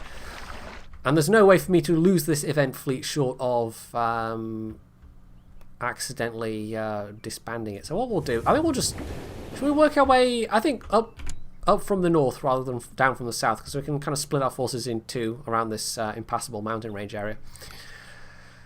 Now, we are going to have a lot of forces marching into England, though, but we can currently raise 16k and another 33k from our levies. So, I'm fairly confident that the amount of troops we can raise within the British Isles will be sufficient. So anyway, invasion of Norway. And we'll also siege these provinces up here. We'll use the boats to shuttle some troops back and forth. But yeah, this is the part where it's going to be getting interesting. So let's check the diplomacy screen. And oh yeah, that's a lot of troops. So what we're going to do is we're going to just raise everything, and we'll pool them all into. Yeah, no, we'll just pull them all into one army for now, and then, like, I don't know, do something. We'll use some of those troops to siege Caithness and the like. Right, so anyway, we better get these troops ashore. So we're going to use... so we're going to concentrate on attacking Norway, because Norway is how we win. If we attack and take Norway, that is what is going to basically win us this war. And the rest of the armies that are attacking me are kind of more incidental, but they still might be a problem. Like, they don't actually have a general. Try clicking there and hope I haven't stolen a general from somewhere vital. We're going to send them there, and then we're going to send them in. Nope, that's the wrong thing I clicked on. Well, last army we'll also send into there. So they'll all march ashore. We're going to make this massive amphibious landing. 1,000 ships is a bit of a silly size for a fleet, but anyway. It's the event spawned fleet, so you can't really... How many ships could I actually raise otherwise at this point? Probably a fair few. 268 just from my own demesnes. And from my vassals, over 2,000. But this is relatively late game technology, so you're not struggling at all for kind of like infrastructure, having started this later. Right, initial victories, sacrifices. This is going to be a compulsion now. We just must sacrifice anytime we get somebody. We'll just sacrifice them. Although they seem to have run out of, like, they got the hint and stopped sending priests, which was a little bit disappointing. Right, that's about. We'll actually get that 20k stack to start sieging Caithness. We'll really want to pay attention to. Well, we've got to pay attention to several areas at once, because they are undoubtedly going to set foot on English soil. The main area of operations. I mean, we could go nuts and start sieging Sweden as well, except that would be a bit of a waste of time, because we can have that as a separate casus belli and take Sweden easily that way. So I'll actually march that army up there into Uppland and start that siege. Get that going a bit sooner. I'll have to watch out for Swedish armies attacking from the side, but these stacks of troops I've got should be big enough that they won't be too affected. Now, I'm not really going to have many generals for these armies over here, and also because I've raised levy armies, we've got this ticking negative modifier to deal with as well, so we have to be a little bit careful. And of course the English skirmish with Lothian is still going on there as well, but that doesn't really concern us. That's not particularly important. Anyway, there's some Norwegian troops going there. Right, that is the army that contains my character, so I want to pay attention to him. How many people do I have against me right now? Lots. Just lots. Lots and many.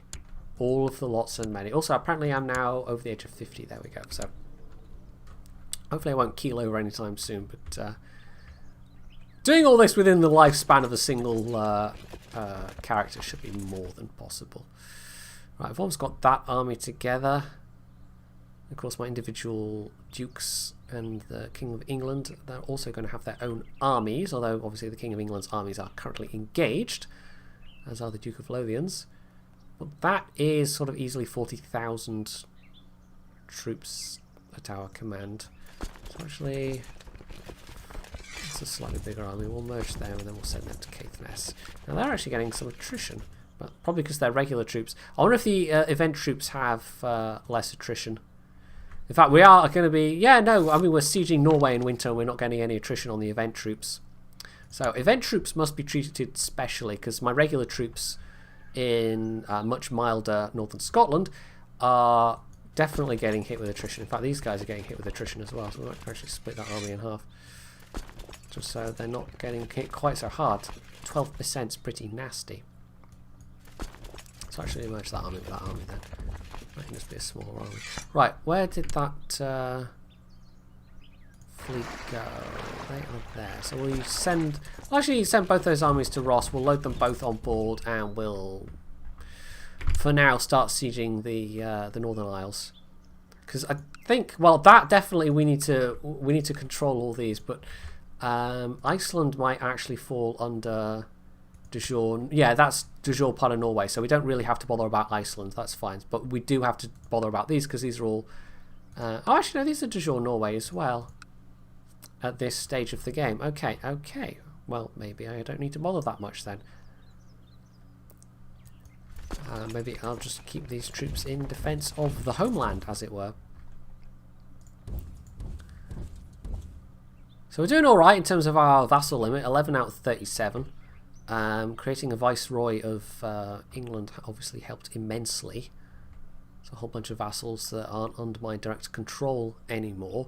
And it gets to... I mean, it was kind of a smart thing to introduce the vassal limit, because it forces you to delegate. You can't just have masses of dukes, for instance.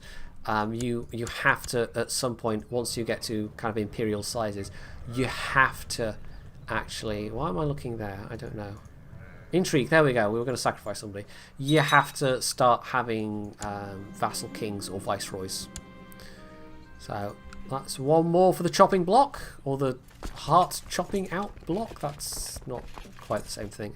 Anyway, so yeah, this is why I'm using my remaining event troops for the invasion, because they don't seem to get affected the same way at all. I don't know why there's special rules for event troops in that regard, but it might just be because for the Aztecs in particular, you start with these huge stacks, and if you had regular attrition to deal with, they would quickly just be wiped out through attrition, never mind actually fighting things. Anyway, so I will have them stand by on the east coast for now. They look like they're landing Norwegian troops in Moray. Not sure. We'll see. Okay. That's the first of the sieges won. So we'll just leapfrog, basically. I'm probably going to have to keep an army or two in the rear to defend the territory I've already sieged. But we shouldn't have too many problems. And these armies landing here actually gives me something to beat up, which is nice as well. What's that? Oh, some rebels. Okay, that's no big deal. I would have thought France would have landed somebody, or Spain, but you know what, Castile, Aragon, Portugal. This is yeah, quite a big chunk of Western Europe I'm at war with. Anyway, oh, where's that battle? Oh, they actually landed reinforcements. So we might want to. Oh, okay. I might actually want to move those Caithness troops in there. Give up the siege progress to make that a assured win. Because these are my heartlands. You know, this is the territory I directly control. So that's quite important to at least keep that free.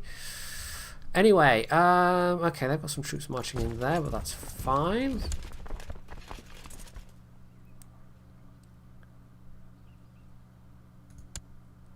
We will beat up armies as required. Battle of Tain was won. Askishus, not Askishus, I didn't even say it correctly. This is Viken. There we go.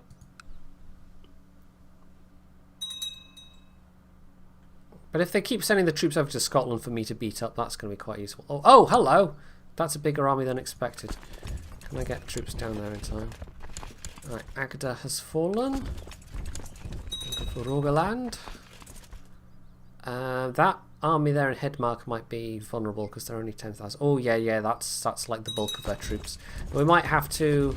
Ooh, they're getting thrashed. Can we retreat them? Possibly not. We might get some troops away from that, but we'll have lost. Oh, not that many. Still, some. Are they marching in?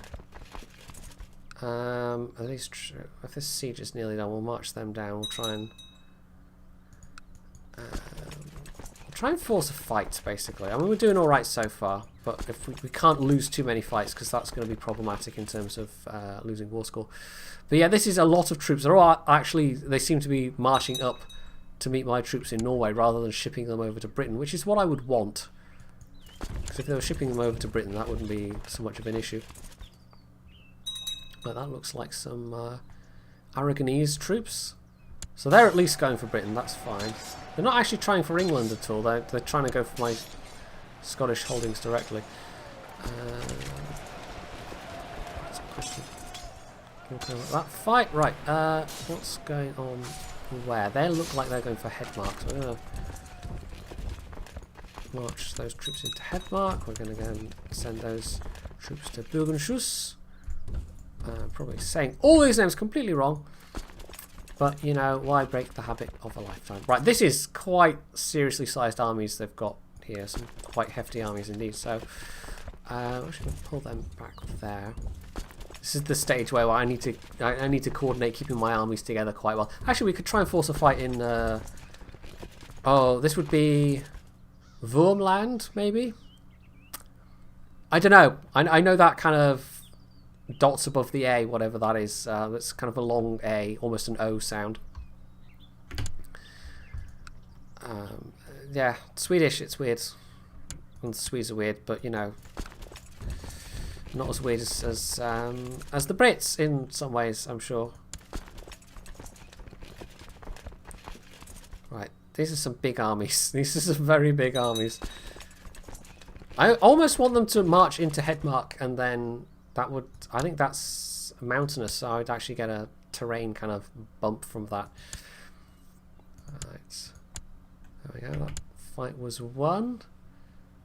It's going to be a little tricky in terms of this is like trying to keep tabs on multiple fronts at once, but the home front isn't so difficult to defend. Right, we're up to -5 opinion, but that's fine. Right, oh there we go. Right, we've got the defensive bonus there. They've made a move. I'm going to send in troops, and they should actually, like that's a fight they might even be able to win on their own, but we're not going to take the chance. They've got a fairly hefty penalty. It's a river crossing, and we've also got a defensive bonus as well. So that's a double whammy. They've crossed a river, and we've got hills. So they're kind of screwed. Now this is what I mean when it looks like the armies are really close, and then you actually look at the battle thing, and it's like, no, we're really beating them. So why does it look like the morale bars are so close together? I don't quite get that. That must be some kind of display bug. Actually, I wonder if they're trying to march down round here. I'm going to have to be careful about that. I can almost use this. I mean, they got a bit beaten up, but I can almost use that army as bait. Right, we're starting to get some attrition, actually. Just, I think, from having so many troops in. So they're not immune to attrition. Right, where are you going? You're all kind of marching back and forth. Now they're marching back into Naumdal. Or Naumadal, however you say that. Rather than marching down there. I don't know. Right, we'll sweep those troops down there. Beat up some guys. 35% war score, so we're doing alright so far. And, oh, that's more troops. So, again, we'll march in. Sometimes, I mean, doing this with event troops is a bit costly, but using smaller armies to bait larger armies to march in, and then you can like get reinforcements in on them. It works really well against the AI even, but human players would probably see that kind of strategy coming. Right, how's that fight going? Actually, okay, that was one army managed to get in. There's both armies. Oh, so we've got one shard lacking a guardian, so we'll just quickly deal with that. We've beaten... Okay, beaten those guys down there, which is not unexpected. Now that army's marching back down south. Don't know why. March those guys in to Akashus and defend that. Pick up a bit more war score because we're at nearly 50% now. I could try marching armies up here to start kind of... In fact, we might want to merge that tiny little army. That's a little bit too little now, so we'll actually merge those together. We could start sieging there, but it's a bit... I don't want to extend my front lines too much, but I guess we'll give it a go. Those armies are still there supporting each other. And actually, when do they get 9th March? When does my guy... that's not till much later in March, so that's fine. We don't want to march in against them because they would... It would be the same thing, river crossing minuses, and they would have the bonuses of... Oh, hello, that's a bigger Norwegian army that's coming down there. Let's not march up into that. Okay. How's that going? Right, most of those troops are now out of there. We might intercept some of them. It's a couple of thousand. I think what we'll do is we'll wait till these troops are done sieging here in Rogaland, and then... Right, we just caught a couple of troops out, but that's fine. And then we'll group those two armies back up and push around into these troops here. Also, just quickly check the home front. That siege there is nearly done. That's fine. We're otherwise entirely free, so that's fine. Well, free of invading forces for the time being. Well, those 27 guys down in Agda are very, very optimistic. I can only kind of commend their optimism in the face of hugely overwhelming odds, but you know, if you want to try for that kind of fight, then sure, why not? I'll be happy to oblige. It's more people for the sacrificial altar. There we go. Anyway, right, so they're starting to push into, not in huge numbers, but they are starting to push into Norway. Let's actually move those troops back up there. Siege of Akashus is probably the one we want to prioritise lifting the soonest. I think we've only got Akashus itself, not any of the sub-holdings. Oh, and they're actually trying to force the siege, but they failed. And, oh, hello, you've got an army now of 24,000. Run away! When are they going to get there? 16th May. We'll actually get out there 15th May, so we'll get out there just ahead of them. Although... no, actually, having said that, some of their armies get there on the 13th of May, so we'll actually route these troops over from Rogaland. I don't know if that'll be enough, actually. We might lose that fight. That's the problem with the Norwegian territory. It takes a long time to march your troops everywhere. We need a new chancellor. Okay, we'll quickly deal with that. Duke of Gwynedd. Absolute Crown Authority is probably the biggest minus. They also don't like imperial administration. That's interesting. Right, they do have extra troops marching in. I've got extra troops marching in as well. We do have a defensive... Well, they have an attacking penalty. I shouldn't say a defensive bonus when it's an attacking penalty, because they are different things in this game. But they also have a troops advantage, so... oh, yeah, that's a bit painful. We're over halfway, though, war score-wise. So we might want to consolidate, actually, bring these troops back down. We'll abandon those sieges for now. And these troops are actually going to march up there, that's fine. So the guys in Bergenschuss are a little bit cut off, but I can just keep marching them up and sieging, basically. So that will have cost us, yeah, that's cost us about 7 war score. 7%, which is a little bit painful, but that's fine. As long as we just concentrate on taking these places, that's gonna ultimately pay off. So we're on the siege of Bergenschuss. March them up there. Caithness is under my control. And this time we're at the disadvantage, but having marched extra troops in, we have a quite large numerical superiority, so it's fine. It's fine. Right, so we can actually just right-click and sacrifice. I don't even need to go to the intrigue screen for that. So, off with his head, out with his heart. Yes, because it pleases us and it pleases the gods to do so. Right, we're back up to nearly 55%. Well, 54% is nearly 55%, so you know I'm not wrong. We'll merge those armies at this point, and we'll move those armies down there. Now they've actually, during their retreats, gone back up to full morale, so that's fine. So I can challenge this army down here, which does contain Norwegian troops as well as a bunch of other troops. We will be able to get some nice war score, and then if they sort of bring in more troops to deal with that, and then that's not fight one, then that should be... Oh, hello, they're trying to intercept though. 25th September. Oh, we'll be well out of there before that point though. March them down into upland. So we're not going to get those armies, that army sort of trapped there again, which is fine. Just looking in terms of troops around there. Sacrifice! All of the sacrifice! They shouldn't be able to reinforce in significant numbers, I hope. I'm kind of trusting here that they don't have some massive army that's just lurking over on Östergötland or Vorend or wherever. Again, probably mangling these names horribly, but what else would you expect from me? Anyway, the fight has begun.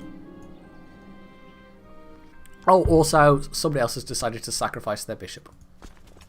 It's a really good way at the moment. If you've got a bishop that's annoying you, just send them to my court and I'll be quite happy to take care of them. Really quite happy. Actually, we'll send them into Akershus instead. See if we can't retake that. Let's see. They're actually... Oh, are they... They're marching back down into Hedmark, but actually... I don't want that. That army feels a bit vulnerable off on its own, so we're going to march them back down here and deal with some of those smaller armies maybe. Let's actually march that army there. Deal with those guys. Now this is against Sweden. I think we're probably going to be largely relying on levy troops rather than event troops. I think we'll be almost out of event troops at that point. We might have 2 or 3 stacks left, but yeah. I've invited people in my court to take part in a war game in which we practice defending our land from invading enemies. We will use wooden models to represent invading armies. We don't really have to pretend at the moment, though. I'm just saying, game, we don't have to pretend. I'm going to say not today because I am a little occupied with actual war. I mean, we could sit around and play Warhammer, but actual war kind of takes priority. Just going to put that out there. Right, let's march those troops down into... is it Viken or Viken? I don't know. I really don't know. Anyway, we just beat elite troops, by the way. Which, I don't know what that makes us, but... Like, more elite than elite or something. I don't know. Overelite. It makes us overelite. Yes. 63%, so we're just chipping away. All these battles won gives us war score. We might want to do some more sieging though. We might bring out over one of these armies actually. Oh, it's quicker to put them in at Buchan. Or Buchan, as it looks like it is. You know, if you were being phonetic about it, but no, it's Buchan. Right. Shouldn't take too long to get there. And as they're not really threatening the Isles, we'll use... we'll leave... Oh, actually, I haven't said that. There's some Swedish troops down there. Let's nobble them. Yeah, we'll leave some... We'll leave these 2 armies in defence, but I think we can bring at least 1 over because we need the extra manpower at this point. Right, that is... We're actually almost... We might as well let them finish that siege, because siege is a war score. Oh, and that's... Okay, that's a bigger stack that's coming down there. I'll send them back up to Nidaros, or Nidaros, which almost sounds Greek. It's hard to believe that's a Norwegian, you know... Maybe it's a bunch of Greek settlers went there in 12 AD, and... I don't know. Actually, that's probably a bit late for Greek settlement. That's well into the Roman era at that point. Right, let's bring them around there. Into Vestfold. And we'll leave the ships there, actually. We're probably more likely to need them to move troops quickly around there. So we've actually gotten another bit of telemark. That's fine. 74% war score. We're getting there. Slowly but surely we're getting there. This is... I mean, I had no idea how long this was going to take. And this is... it feels like a slog, but compared to the slow progress I've made in the main series... this has been lightning fast by comparison. We started in, what, 1242? This is 14 years. And give it another 10 maybe and we can have Sweden as well. So, yeah, this is lightning war by comparison to the slow, steady creep of the main series. Right, so we've got... they're going north, that's fine. So we actually lose some to attrition. Maybe. Let's send them there. Where's this bigger army going? Actually, we've got some troops there. They seem to have split in half, so we might actually send those troops then up there. And maybe we'll send some troops there as well. Actually, we'll have a quick fight in where is this? Västergötland, and get a little bit more war score. We're actually 93% now. We're very close. A couple more fights and we've got this. Although versus 250 men might not quite give us the war score we need, but yeah, no, we are absolutely thrashing them. That's excellent. So that's that fight done. And a little bit more is all we need. This fight might do it, or else we might need some more sieges for just that extra bit of war score. Now, I could have been fighting all over Europe, but that would have been just a complete waste of manpower. 95%, so that was an extra 2%. And there we go, another battle. So, we have won. So, we shall make our demands, and hey presto, that is everything we wanted. So, again, we're going to take a little break while I sort out Norway, because this is going to take a while. And I'm also going to move my troops back into whatever the position I think is best, because we've got to stand down our levies, obviously, and I've got to get my ships back across so I can pick them up again for the fight with Sweden, because we will need our levies for Sweden as well. But we're also going to have probably quite a lot more to deal with than just Sweden, so yes, I'll come back to that in just a moment. So that's all the Norwegian titles done. The Norwegian, whatever. That bit of, you know, that thing there. I can't even say Norwegian right. Yeah, for Iceland, you even get a little pop-up for Iceland. So, yeah, it's I won't read it out. It's just, you know, it says, you know, nobles out of favour with the emperor may henceforth be appointed governors of this cold and barren island. Yeah, that's what they think of you, Iceland. That's what Paradox thinks of you. So I think the only troops I've got left over here, I'm just checking. I think these guys are all event troops, and I don't actually have any levies still raised, but that's why I'm checking. Hey, look, more sacrifices. I don't even know how many this has been now, like 8. I don't know, it might have been a few. I will actually also not Britannia, we don't want Britannia, we want Norway. I will create a Norwegian viceroy as well. We'll give that to this character down here, and there we go. So that's now all under one ruler. That's fine, or a sub-ruler really. This might have done good things for my, let's see, retinues. There we go, retinue cap. Yes. So I'm just spamming light skirmish retinues basically to actually, which one's the retinue army? Is it this one? Oh wait, this is a... We'll stand that army down, okay. Which one's the one? Is it that one?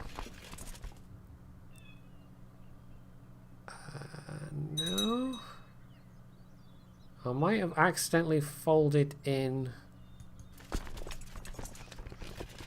retinues with another army, it looks like. Question is, which army? Oh, well, that's kind of annoying. I'd liked to have kept the retinues as a separate army. Yeah, I seem to have split the retinues. I don't know how I've done that. But I seem to have split the retinues between different armies somehow. So, that's not what I intended to do. And I don't know if there's a good way of me to... Hey, look, another one. I don't know if there's a good way to specifically peel off the retinues. Although there might be, actually. Split off special troops. It might decide that they're all special troops. Aha! Retinue, so I can have the retinue army be separate. And then... Which army is it that's actually marching? Right, that's just an event army. We'll link them up, actually, with that army there. So that is going to be a retinue army, the 4,000. Yes, 4,000 out of 11,000. We'll actually put them down in Vestfold. And then of the army that's left, I think they're just a regular event army, so that's fine. So you actually can split them off. That's quite nice. See, I'll get them across to Moray. The next fight is now, it's going to be quite a big fight. I've actually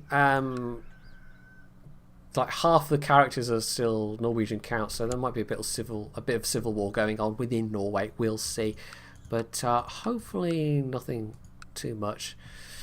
And the thing with viceroys is, you know, if they get a bit uppity, you can always imprison them and chop their heads off, and hey presto, the title comes back to you.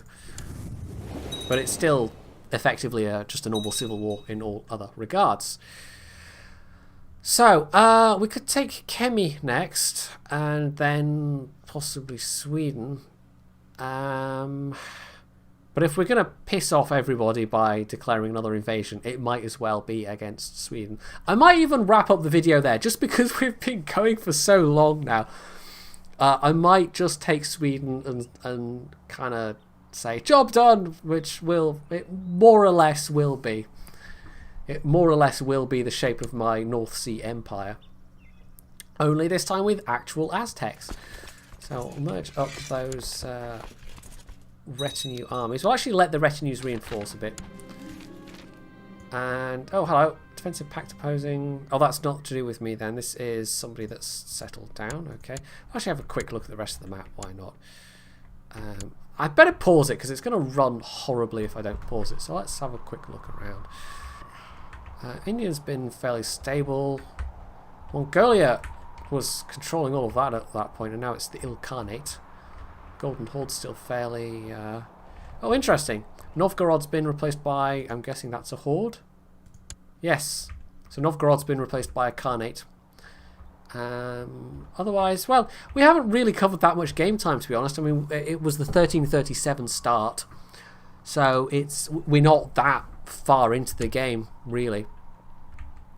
So we're not going to have dramatic differences. Apart from, you know, Aztec invasions across the Atlantic Ocean, which is totally historical. It's a little bit sad that they actually haven't...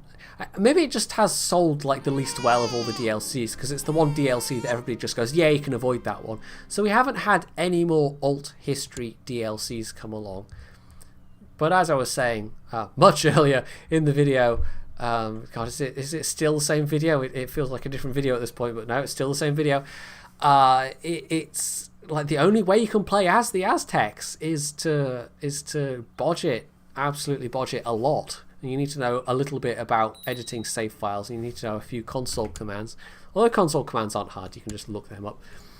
But yeah, otherwise you literally just, it's sort of doing one thing and one thing only, which is defending against a bunch of horde troops that spawn, that turn up in boats. And that's really no different from defending against the Mongols in the later game. So it was a bit of a wasted opportunity, quite honestly. They could have done a lot more with it, and I think it's then a bit sad that they haven't really done any more alt history DLCs, sort of specific scenarios.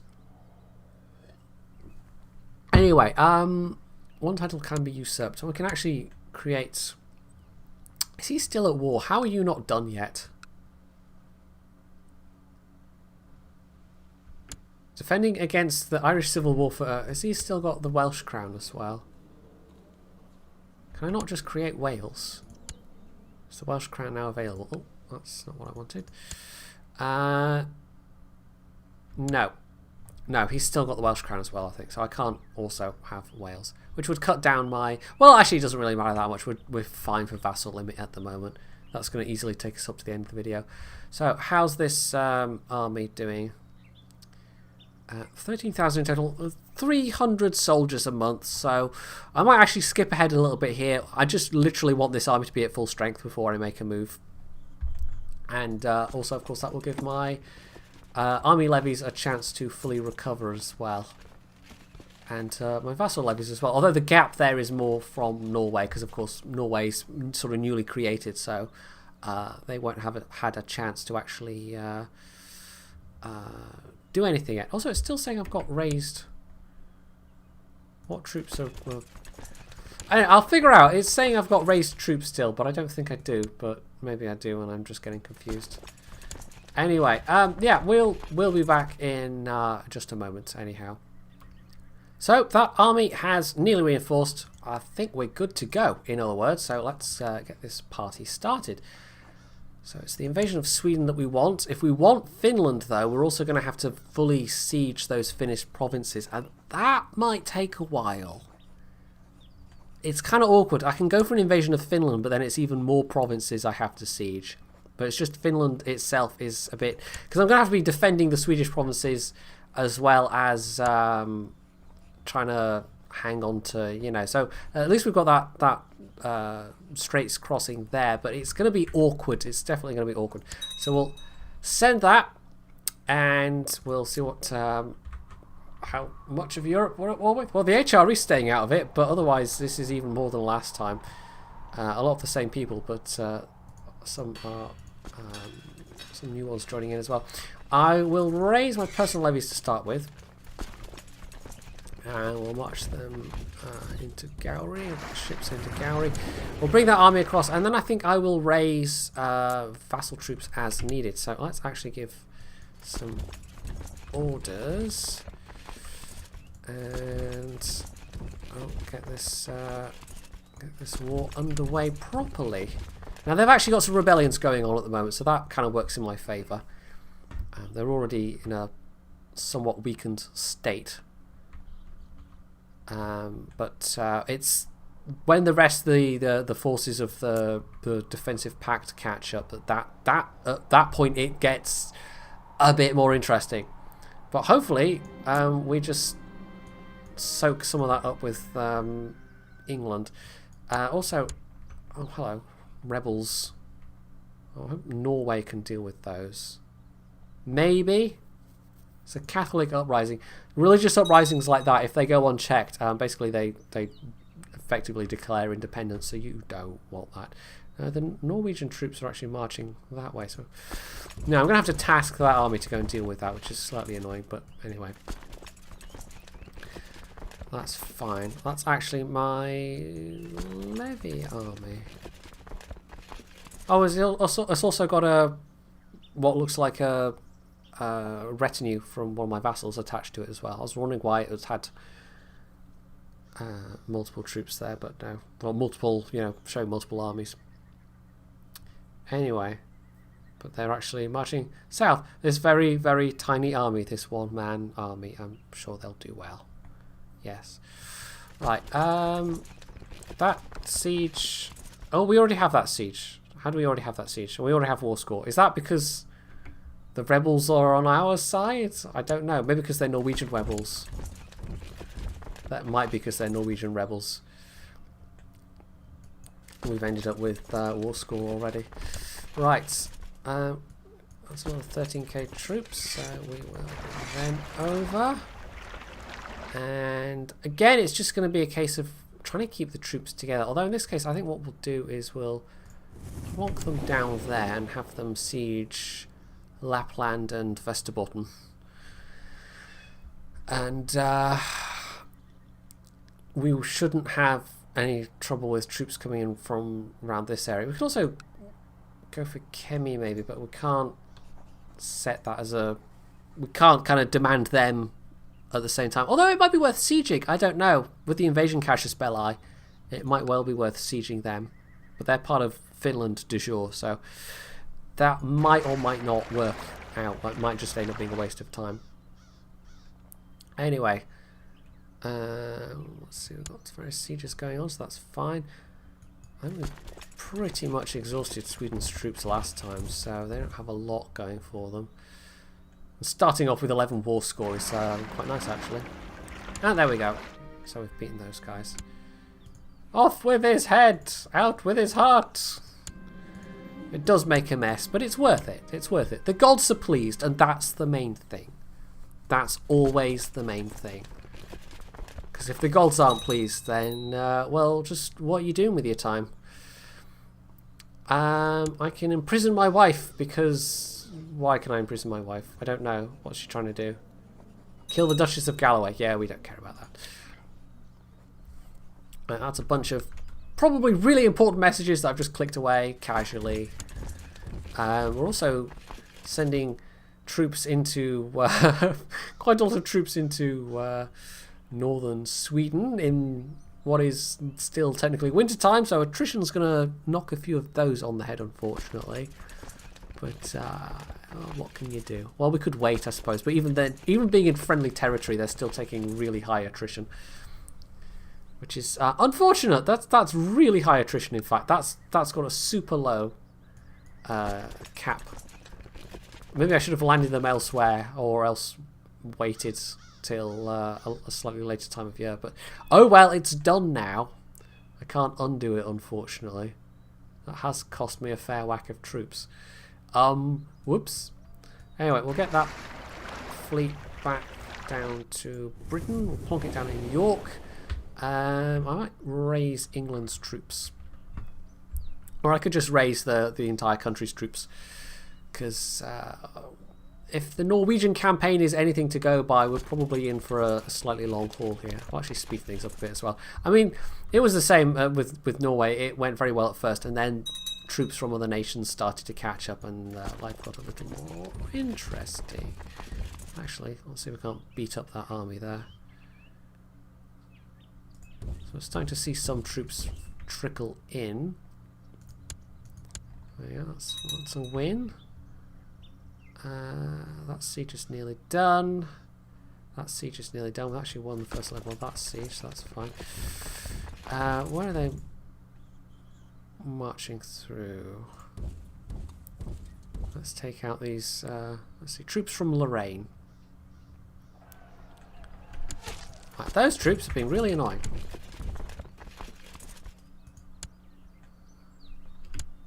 Where's that? Okay, we won that fight. And, oh, hello, yeah, this is some serious armies starting to appear. So what we'll do is we'll march them down there. I mean, the geography of Sweden works quite well in my favour as well, because I can make some sort of nice defensive lines almost. So that's a bunch of troops there. Are we actually at war with these guys? No, but we will be hostile towards them, so... oh, actually... let's not give them orders to move on there. Let's actually move them in there and assist with that. And also let's chop somebody's heart out. I forgot to right click on his portrait and do it that way, which would have been the smart thing to do. Also, I can marry off my daughter to somebody. Can I do a matrilineal marriage? Is that even possible? Her stats aren't very impressive, to be honest, but that's fine. I can matrilineally marry her to like a Mongol character. Oh, King of Sweden also wanted a piece of that, but he did not get there in time, sadly. Also, yes, that's a rather big army. Right, so yeah, we're at this phase now of consolidating armies. Right, we took Lapland, that's fine. Down to Västerbotten. We lost. Oh, they lifted that siege, but they just burned a bunch of troops doing that. Sacrifice you. There we go. And That's a fairly big army. So what we'll do is we'll move these troops in from the south and those troops in from the north once they're in place. So they're moving in on the 14th of October. We'll move these troops in 9th October. So they're going to take a little bit longer to get there. But that will be a nice win for us.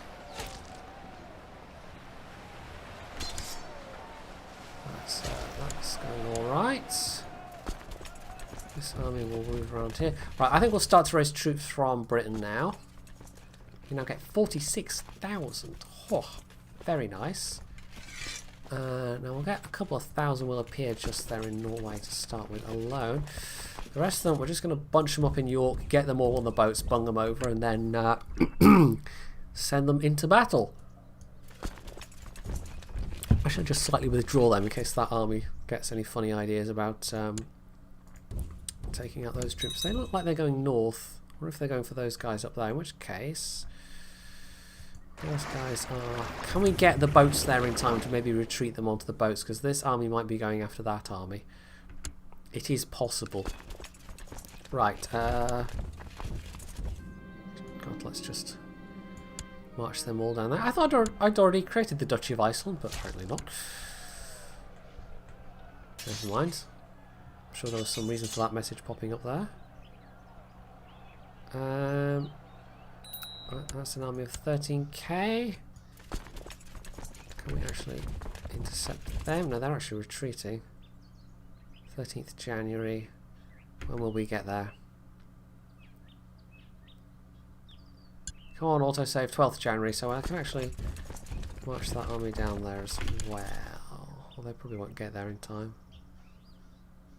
Actually, they don't need to do that. I could send them up to... Yeah, they're going for those troops, aren't they? Right, never mind that siege. Let's get you guys off. Let's set that army up there to intercept. Will they get off in time? 24th January. They won't get there until February, so that's the... Again, the geography's working in my favour. So actually bring them down there. Offload them much closer to my friendly armies. That was a crushing victory. Excellent. Sacrifice you. There we go. It's all going according to plan so far. That's very nice. There's an army marching into Östergötland. But no, now they're panicking because this is a massive force that's just descending on their heads. Right, well, actually, plonk those troops onto Öland. We'll start sieging there. And yet another very kindly donated bishop. Because you can never have too many sacrifices. You've got to keep that sacrifice machine rolling. Oh, they've taken a lot of attrition. Well, retinue troops are treated as regular troops in terms of, and another one in terms of. This is almost becoming a bit of a. It's because I'm a pagan, and I think the AI thinks I'm easy to convert. But of course, as a player, you can just do whatever the hell you like, including sacrificing each and every one of them. So, yeah, and you get to be sacrificed. There we go. Right, we'll watch those armies down there.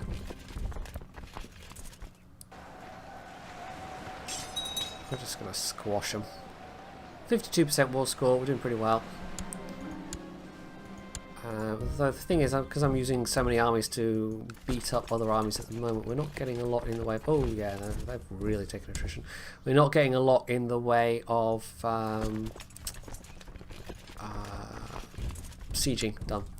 Right, so how's that doing? Right, we'll split them into two separate armies. In fact, we probably want to split them into 4 separate armies, to be quite honest, just so I'm not suffering from attrition effects in the same way.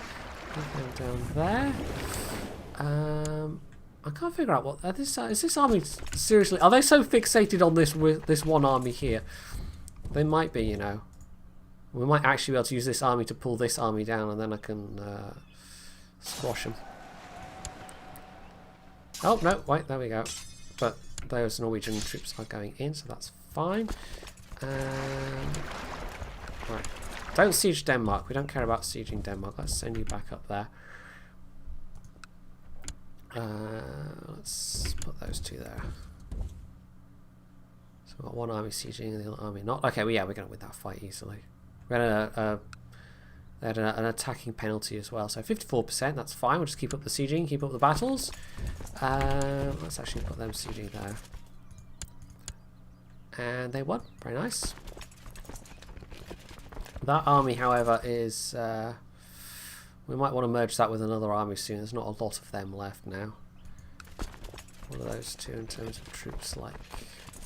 Okay, we'll merge that with the 9k stack. We can actually put that 12k stack in that province there. So yeah, the slow attrition and consolidation continues. So we're down to 3 event stacks now. And my retinues are getting hammered pretty hard with attrition as well, unfortunately. But I don't know what I can do about that. It's a pity there's not an embark all button. I have to do each army individually. I'll get them all over to Norway. Start some sieges going down there. And another one. We must be over 10 by now, if not over a dozen. And I've actually got 2 that I could sacrifice. How did I miss you, Robord? I don't know, but we're going to have a 2 for 1. We're going to have a double something. I don't know, what would you call that? Sacrifice 1, get 1 free? It doesn't really work, does it? No, I don't know what you call that, but anyway. Right, so that's masses of troops there. We'll just push those 2 armies into each other. Right, let's get them marching down to first Goodland. And we'll march you down to Holland. And we'll march you to Vorend. That's probably not how you say that at all. And then troops there. Right, okay. So we'll just use them for sieging purposes. 64%. So we're nearing the end of this little odyssey, this little adventure. God, this has to be well over 2 hours of footage recorded. Hopefully less than 2 hours of video, because it's going to be an awfully long time rendering. Somebody's attempting to promote vile heresies. Don't care. Don't care about that at all. Right, that siege has happened. So we'll put those troops into Uppland. Actually, we should probably start sieging Finland, because that's part of Sweden, so that's fine. But if we want Finland in one fell swoop, we need to start sieging, actually.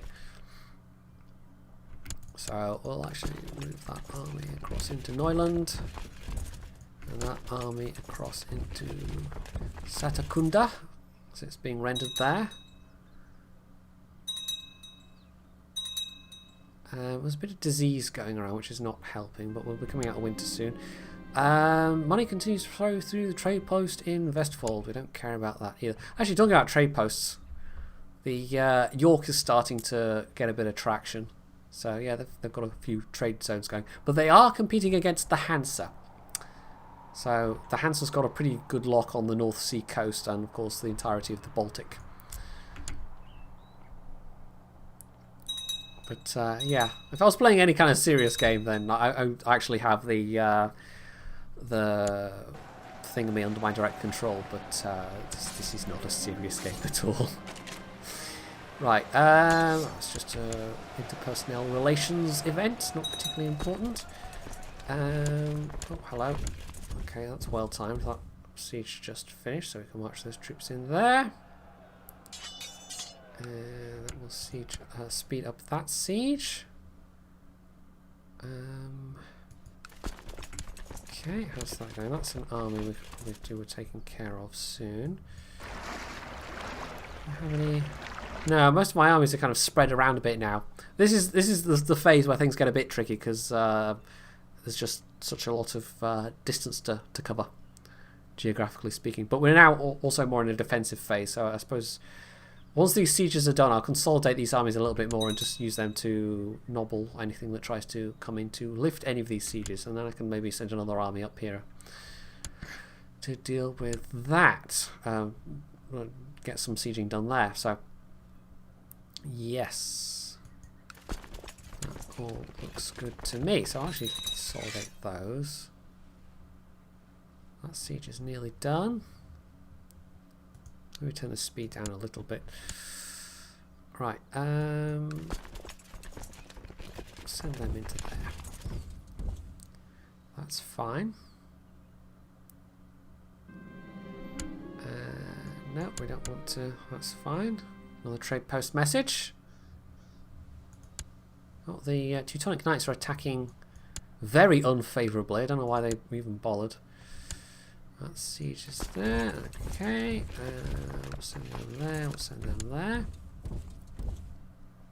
Take out those troops. Now we've got the 100% again, but it's now just a matter of sieging. So as we're so close, what we're going to do is we're just going to start forcing the sieges. And this is going to be very costly in terms of troops, but this is mostly the event troops I've got over here. So, wow, they failed it even. Well, they took such a hammering from even just that. And that's actually maybe a problem. They might get defeated, but that's fine. If we lose a little bit of war score at this point, it's not really a big issue. So we send them to Finland.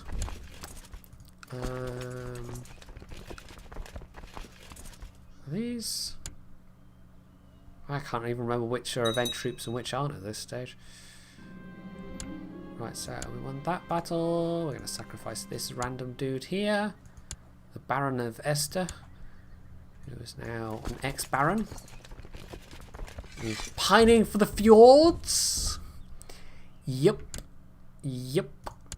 He most definitely is. I think I'll actually consolidate these armies together. We'll just brute force the way through the rest of this.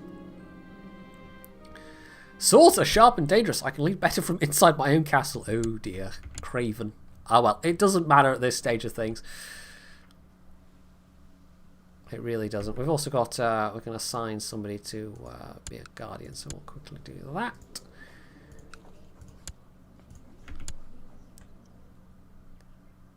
And, yeah, those retinues are getting soundly thrashed, aren't they? That was a heavy cost the attackers paid, but yes, they are getting thrashed. Right, so we can actually move that army up there. That's a big enough army to defend. We've got that army there, that's fine. We'll actually move them a little bit closer. Right, we'll actually consolidate them. We're still in February, but because these are the event troops, it doesn't matter so much. Right, so that's that taken.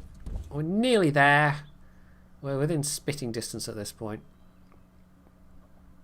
It's literally just rushing through these last couple of sieges. Right.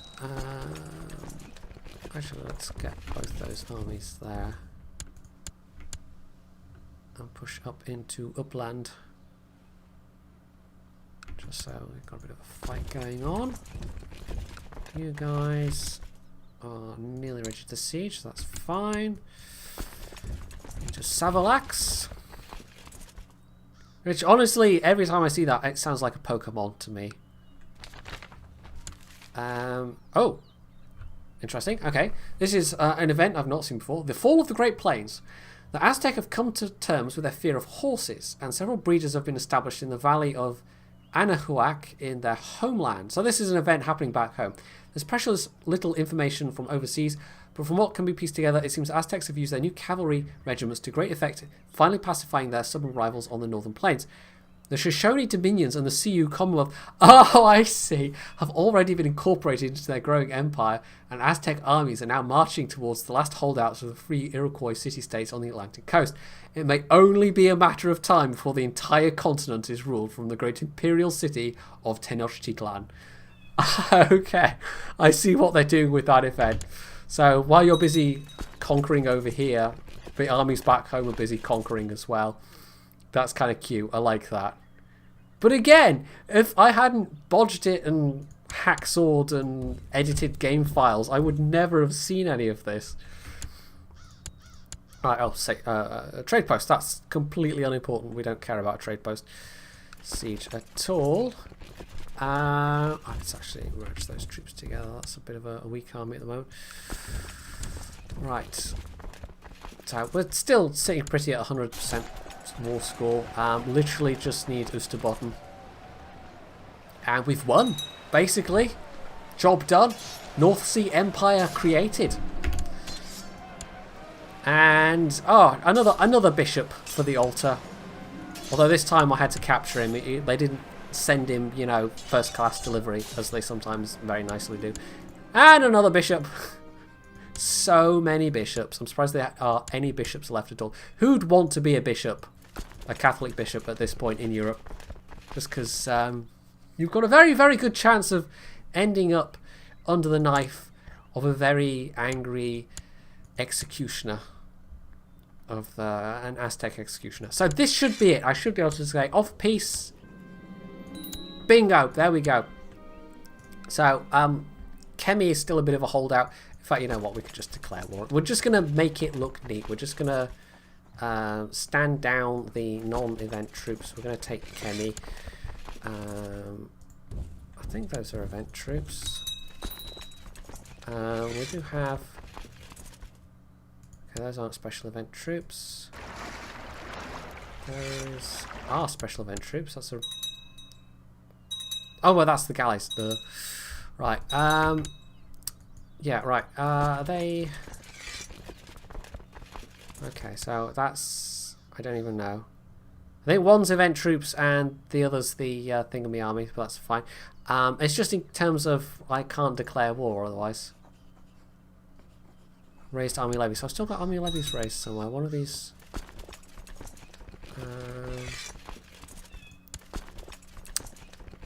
one of these armies has got some... Ah, probably this army. Yes, there we go. Stand them down. So that's all we needed to do.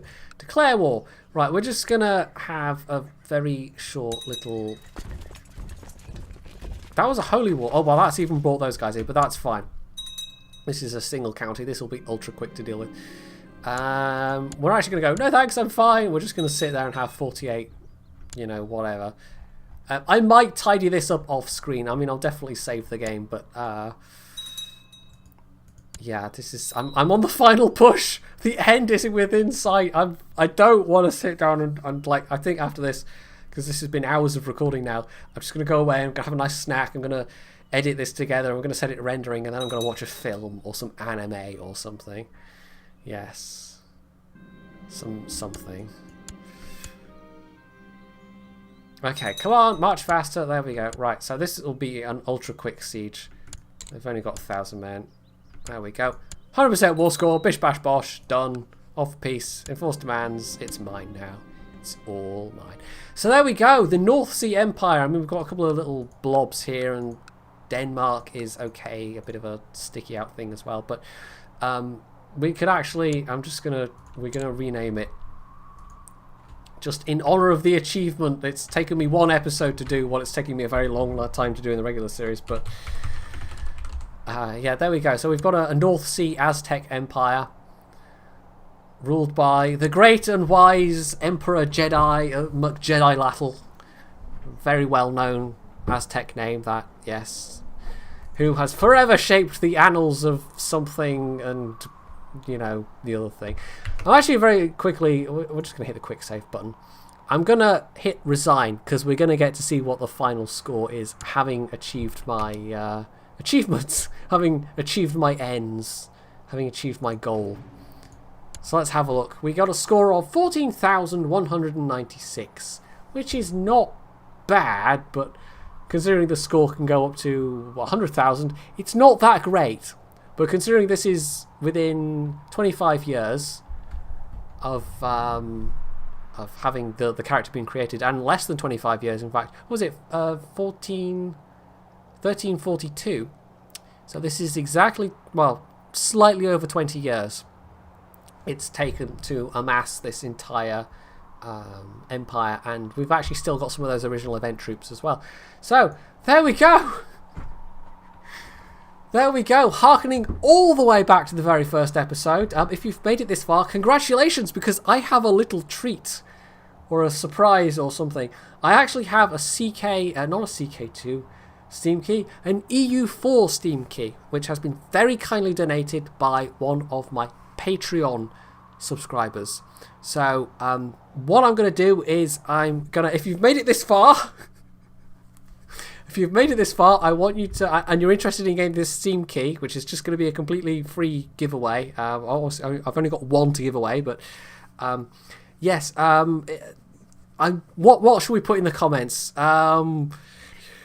Oh God, I don't even know. I'll think of something and then put it on the screen, and then yes, something appropriate. So I'll do it that way, and that way you'll know how to spell it as well, because I'll use some kind of filter to pick it out of the comments for those that are interested in winning. So, this was an epic video, but given that we've had an epic series that's been going for 2 years already, it felt kind of fitting to mark it somehow, and hopefully this has been suitably entertaining. And if you think it has, you can leave any comments below. I mean, if you made it through the whole thing, well done, congratulations. You can hit the like button, you can sub to my channel if you aren't already, and as always, stay tuned for more.